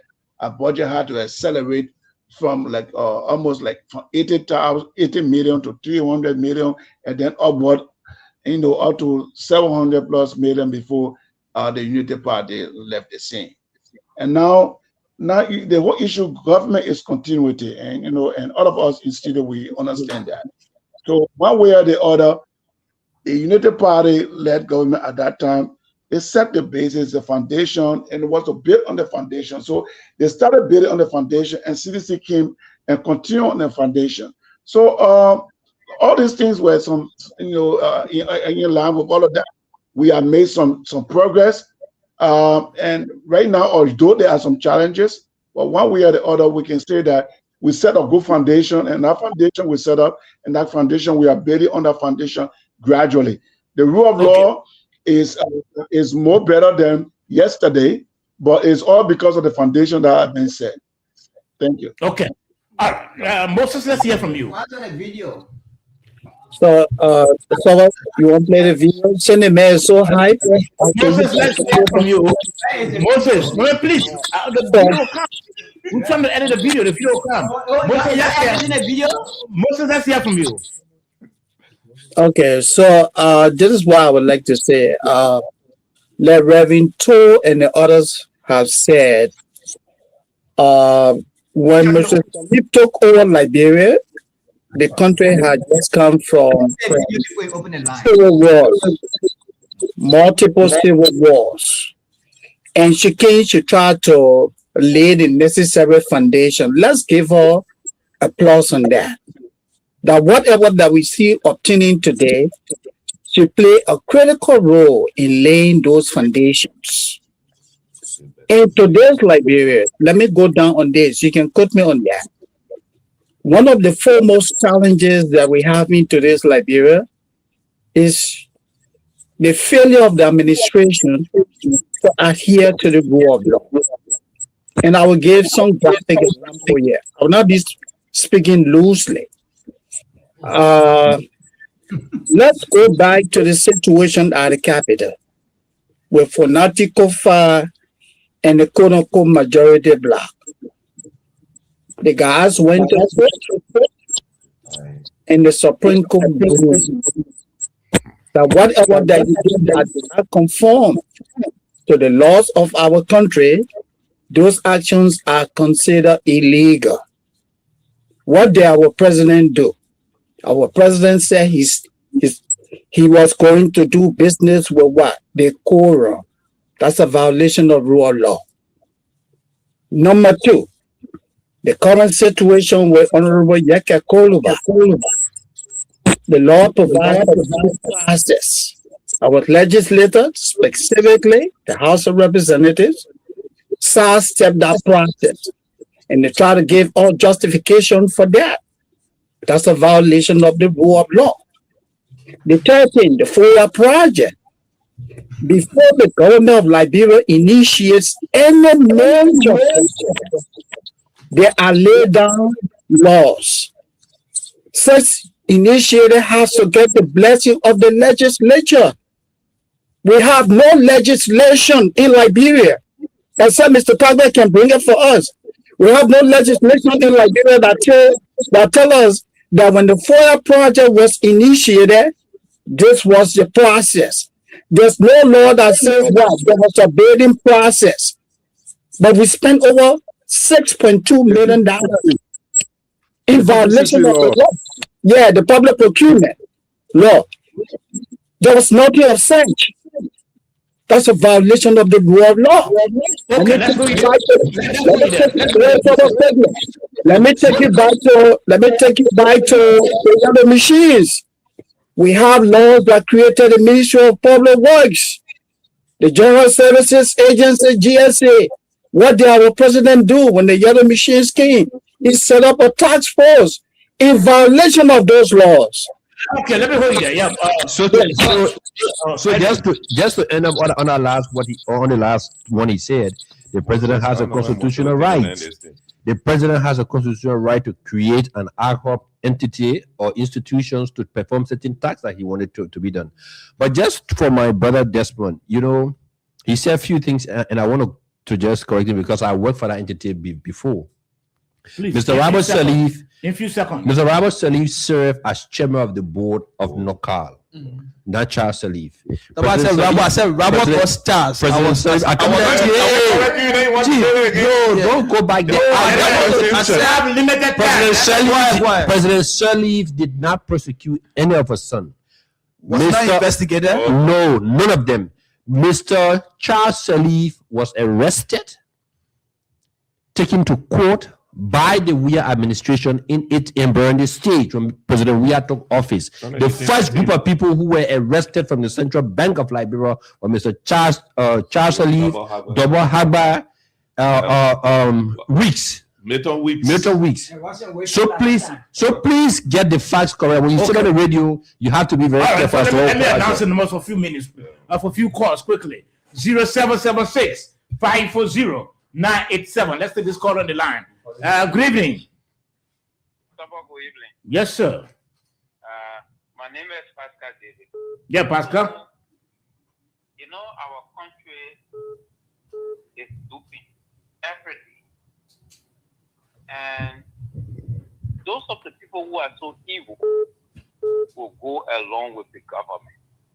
So I want to remind CDC. your colleagues. It's not a Liberian. I beg you, Chief. Some of people protect me. Gentlemen, we got our caller on the line. David Tabwe. Is Pascal not a Liberian? David, you got to stop this. No, man, that's please. Yeah.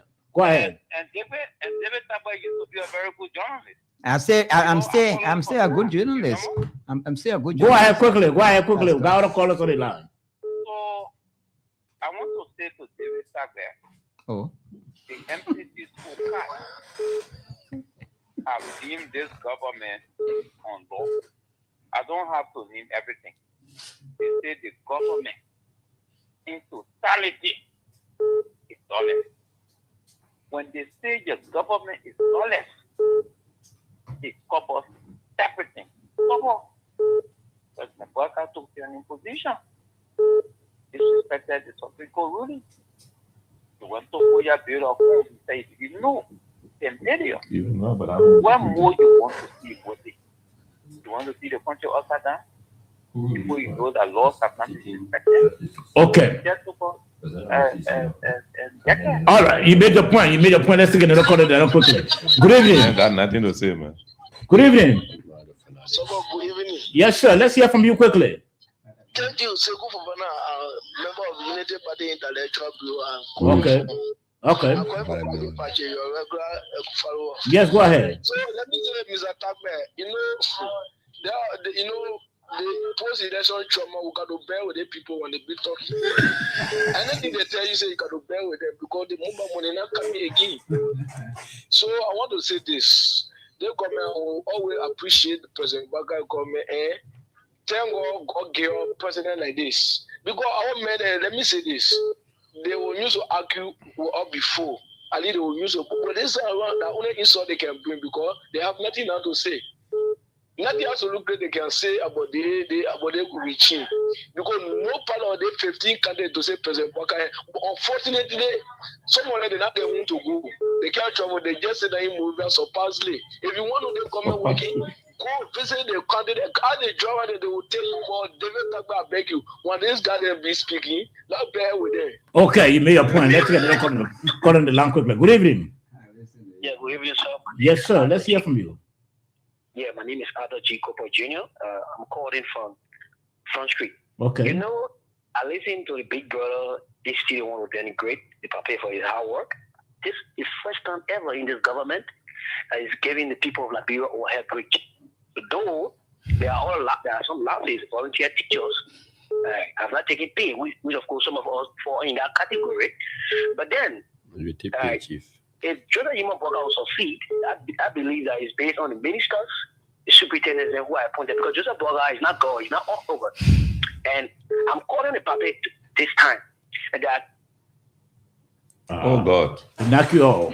Another call. Hello. Hello. Yes, sir. Yeah. Let's hear from you quickly. Yeah, man. My name is Lasana Sayo. I'm calling from the state. Okay, Mr. Sanyo. How about frustration with those guys, man? Those guys are so bad that people would never vote them. Who's saying on our platform that Joseph Baka is breaking down the rules when the House of Representatives, when Jay Fonatic Kufa don't have quorum, when a friend are telling they don't want him, they side that have quorum, the president will leave the quorum and John behind bad then? No, it would never happen.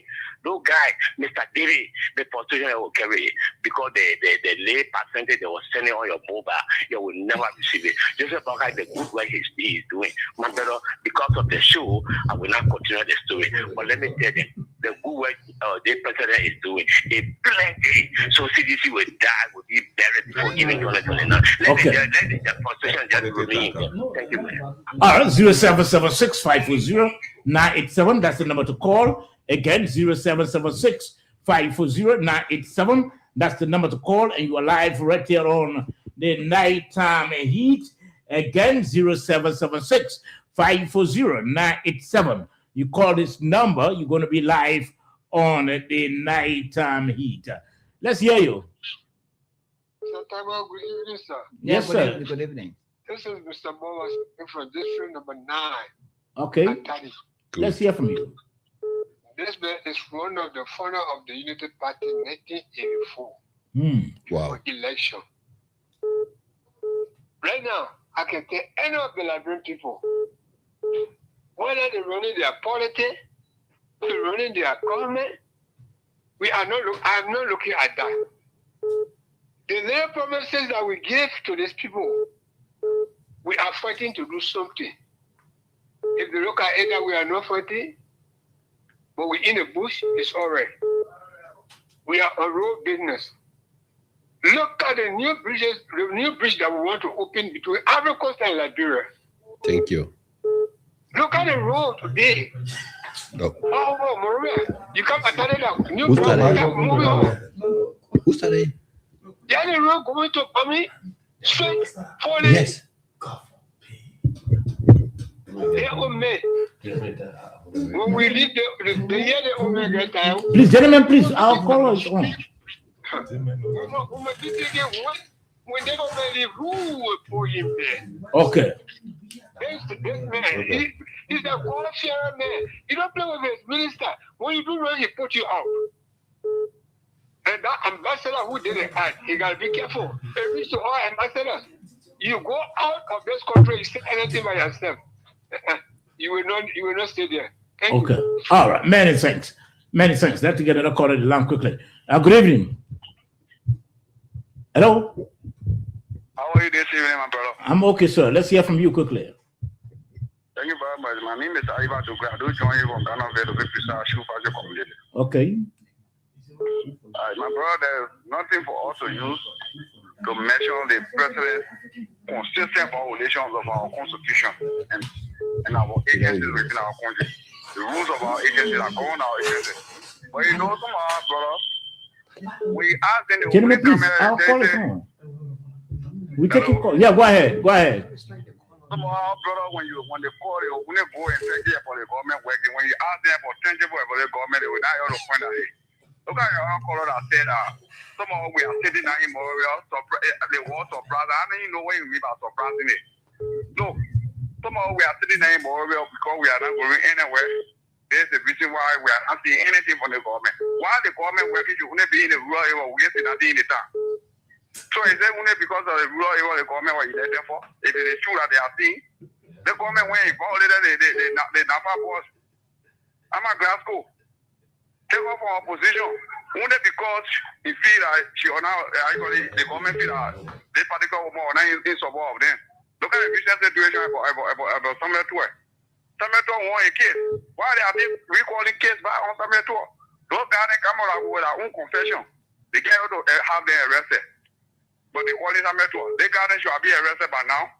We're on a sure investigation. Why they okay. And allow the process to go back. Okay. All right. Let me take a look on the line, please. Hello? Yeah, good evening. How are you? I'm okay. Let's hear you. Yeah, this is Mohammed Gitawa and member of the Slaughter Movement. Let me really commend you for the show. Okay. Yeah, for the president that in power today, His Excellency Joseph Imam Parker, we were not expecting what he's doing currently in Liberia. A lot of law have been violated. In any position, even when they're going to proceed or sometime when they come down with ruling, the president no longer respect the court during the political issue. You know, the court had to take back because stand before the legislature understand about the ruling that they were really met from the Supreme Court. So if the president will continue to do this internationally, locally, no investor will come because investor coming to the country based on legal system that he have trust, they will come and invest their money. But if the president not seeking the interest of the Gabon people through the Supreme Court, my brother, Hashi will be here. Okay, you made your point. Hashi will be here. Let's take a call in the line quickly. Good evening. Thank you so much, Joy. This is Edmond Carr, and I'm a member of the Concerned Liberian for Justice. Okay. You know, when we are doing comparison between this Unity Party government and the Grandma Ellen Johnson Sirleaf Unity Party government, there is a serious big difference. When you talk about the rule of law, everything you talk about law, any country that wants for investors to come into the country to invest, the first thing they look for whether that country respect the rule of law. But this president has continuously disrespected the rule of law, so there is nothing called rule of law in this country. It started with the change of position. It go to the speaker, Supreme Court rule. They started interpreting the first time in the history of Liberia to see justice minister interpreting Supreme Court ruling only. He wanted for it to favor the executive. So when it comes to rule of law, that's zero. When you talk about job creation, Grandma Ellen Johnson said there was a clear election between the Unity Party and the CDC. But the moment you talk about the presidency, because jobs were in the country, money was floating in the country, you could not see the difference between opposition and ruling party because everybody could find something for themselves. Then you come to reconciliation. There is no way any president can succeed in any country when you fail to initiate a reconciliation. President Bouaka was told by ECOWAS Commission, one person win as president. But after winning, what you need to do is unite the people before you move on with development. He said, no, it will not take all. And you can see which one continue. What the next one they are doing? Coming down on critical voices in the country. When you speak, they call you and could help you to go and apologize, to retract your statement. How many times we didn't talk about Brown for the year owner, Grandma Ellen Johnson Sirleaf? Now you even go to President we are. How many times you didn't hear that yet? But here today, when you talk about it, they also call you, and all you need to do, you need to go and apologize or else you lost your job. Okay, you make your point. Let me take the next call. I'll take the 3 more and we'll wrap it up quickly. Yeah. Hello? Sobo. Yes, sir. I want to say this. It's better for you to make statement, they call you go fire, then they call your radio station down. It's better for you to make a statement, they will go fire, then the auditor then beat down right here. It's better for you to. So let's say, what was the other men that were reacting to say, you say, John, you are here, face Molovia, the part, everything is there. So let the public focus on the interior. Because you can't go back home. I'm very sorry to say this. If you can answer after me, you can't go back home. Okay, all right, you made your point. We're running with time. Let's hear from you quickly. Hello? Yes, sir. How you doing? I'm okay. Let's hear from you. Yeah, my name is Benjamin, but I just thought to weigh in. I'm not really the regular caller. Yes, I know. Yeah, I sat quietly this evening and listened to you. And the division in our country, that's why I can say it's too much. Everything everybody's saying, I can just laugh from Madam Selita to George Weah time and coming to this all the time. I just sit and just look like, listen to Liberians and just laugh. You're talking about reconciliation? Then CDC was not able to reconcile the country and it still continues. So why we should continue on that path? Somebody talk about lawmaker, critical voices, they were never expelled from the house. In life, you have to set precedent. So we can't continue on that path. Some of us were born in the 70s, we saw how government was run and how people live. And at this time, you see people just get up and talk to other people anyhow they feel like. No. That place called House of Representatives or Senate is called the House of Elders and should be respected. Sure. You don't have one person to just denigrate the entire house every time. So we have to set precedent in this country. So when people take power, they know that they are there to do the people business, not to just disgrace the country all the time. Okay. So I just thought to weigh in tonight because sometimes it's too much and I just have to let the cat out of bed. Thank you very much. Let's do this last caller. I'm sure that's the last caller, man. Hello? Calls are still coming. Yes, sir. Yes, sir. You don't get no loan started? No, got one on the orange yet. Go ahead.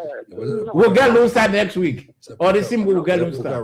No problem, Manishi. Well, I know somebody talking about Georgia. You never record the point.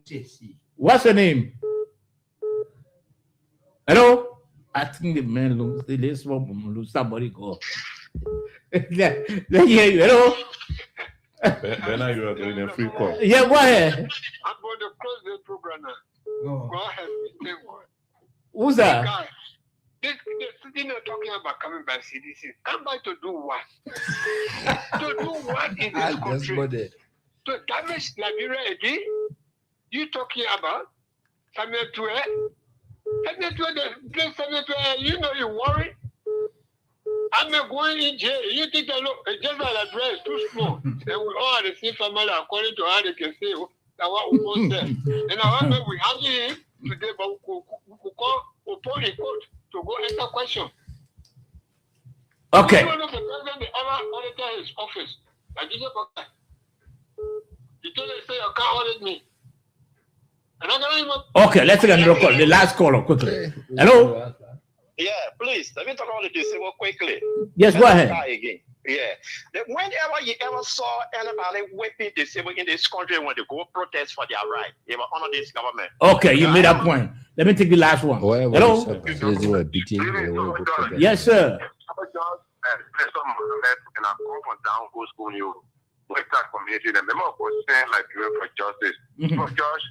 I just overheard somebody talking about President Weah did not reconcile the country. In my mind, the person is in it wrong. If the person can just go back to the beginning when President Weah won, the very first place he went was to President Bouakar's house. He took his wife. That was the beginning of reconciliation. So my brother there who was just talking and dropped the line, they were the ones going all around here saying that President Weah was in it and he went to President Bouakar ask President Bouakar to help him run the government. That was the division. That's what it has here in my mind. The Bouakar is the one that brought the division. Okay, all right. This last one, please. I'm not going to take calls anymore. Hello? Yes, sir. Who was it? Hello? You got it, man? Who is it? Oh, please. We can't be falling for that other man who called in. Yeah, man. All right, okay, all right. We're not taking any calls.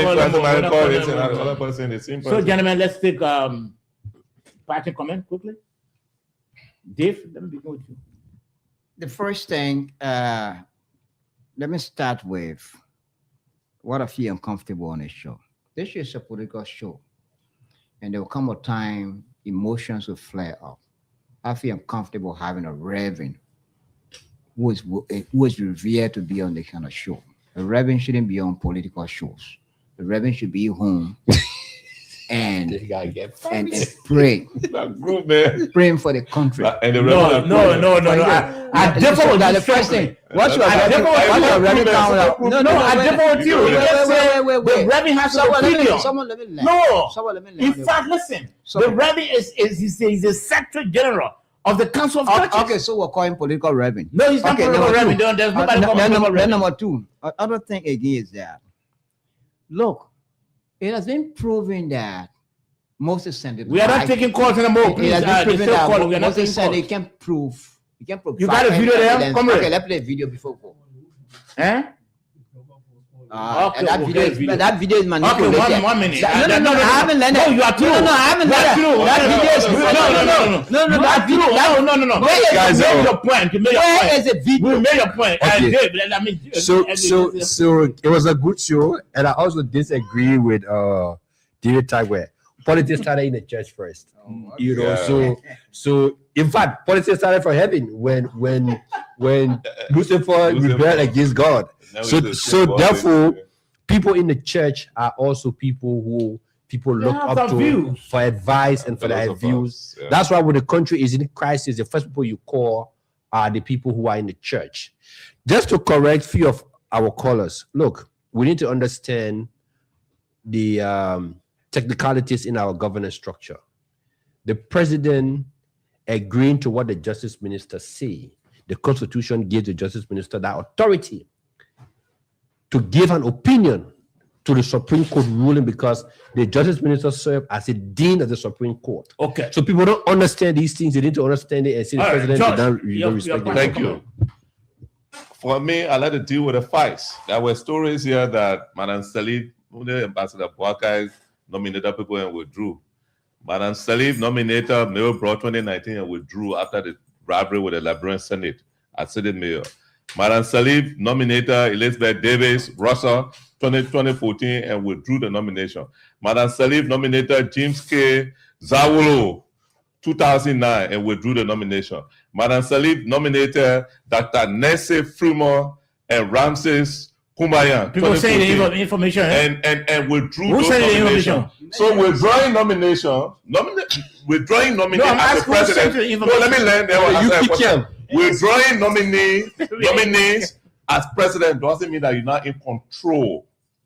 That's why I wanted to say. Contrary to what? Contrary to what Mr. Sanders. All right, thank you. Desmond, let's hear from you quickly. I will close on this. The House of Representatives have 3 cardinal responsibilities, and that 3 cardinal responsibilities, which is to make laws, to represent, and oversight. Now, if the House will be engaged into a basic, usual habit, wherein when public officials speak, and then the House will invite them. Once it is about the House interest, they invite them and say, "Oh look, come here." In fact, before you even go for the public hearing, you gotta there will be internal resolution behind closed door. That is what you're going to say, and then you go. I saw the video, and I must say that I'm disappointed in the young man. Okay. So what do they call oversight? Do you know the meaning of oversight? Politics? Reverend Dr. Crystal, your parting words. You're too discouraging, man. Thank you very much. I just want to say to that, you need to study the Liberian history where your government was formed. The government was formed in the church, Providence Baptist Church, where we signed the Declaration of Independence. And that church was used as the first legislative. Please give me a chance that way. The church was used as the first legislative setting in our nation. The church and the state is not separable in a way that if you look at the whole governance of our country, most of our almost all our political leaders have been Christians. And so the church plays a very important role. The church provides leadership. I just want to say finally that I want to say hats off to all my colleagues on the show. And thank you for your participation. and I look forward to more objectivity. And I think what has been said with regard to looking at the whole issue of comparison, it's not much of comparison because Joseph Boakai cannot be different from Ellie. He's almost like a brother of Ellie, so they are following and complementing each other. Thank you very much, and God bless you. Okay, thank you. Moses, let's hear from you. Yeah, it was indeed a great show. And Saba, please give me a few seconds, man. I just want to say something which I consider very important. I would have done this in camera, but let me do it publicly. What I want to say here is that the essence of us coming here is to engage intellectually, but not to shame, not to embarrass, not to disparage. And I see that as a trend, especially on the part of Mr. David Tagbe. Whether I like it or not, my name, Moses Sandy, is verifiable. It is known. I cannot afford to be a part of any group where I am literally talking at the top of my voice, where I am trying to shame somebody. People will ask, who is that? Oh, is that Mr. Sandy? It puts me in a real difficult situation. For me, time is of essence. Coming on this show is a significant sacrifice. Surely. You know, let me say this. If this continues, I will discontinue coming. You're not I just can't be a part of anything that I will have to literally be battling with people. No, if we cannot have any discussion intellectual, I will not be part of that. You will not have Moses on a rest assured. Huh? Yeah, Moses also listen to the replay of the show. I'll be frank. I don't like the way Mr. Tagbe can interfere at times, but Moses' response can be very, very condescending. He talked to Mr. Tagbe and said, Mr. Tagbe never saw a classroom door before. Okay. You don't do all that. right, gentlemen, we'll talk that off the air. We'll talk that off the air. Until then, Sober George is my name. Have a splendid, splendid night. We'll be back tomorrow, God willing.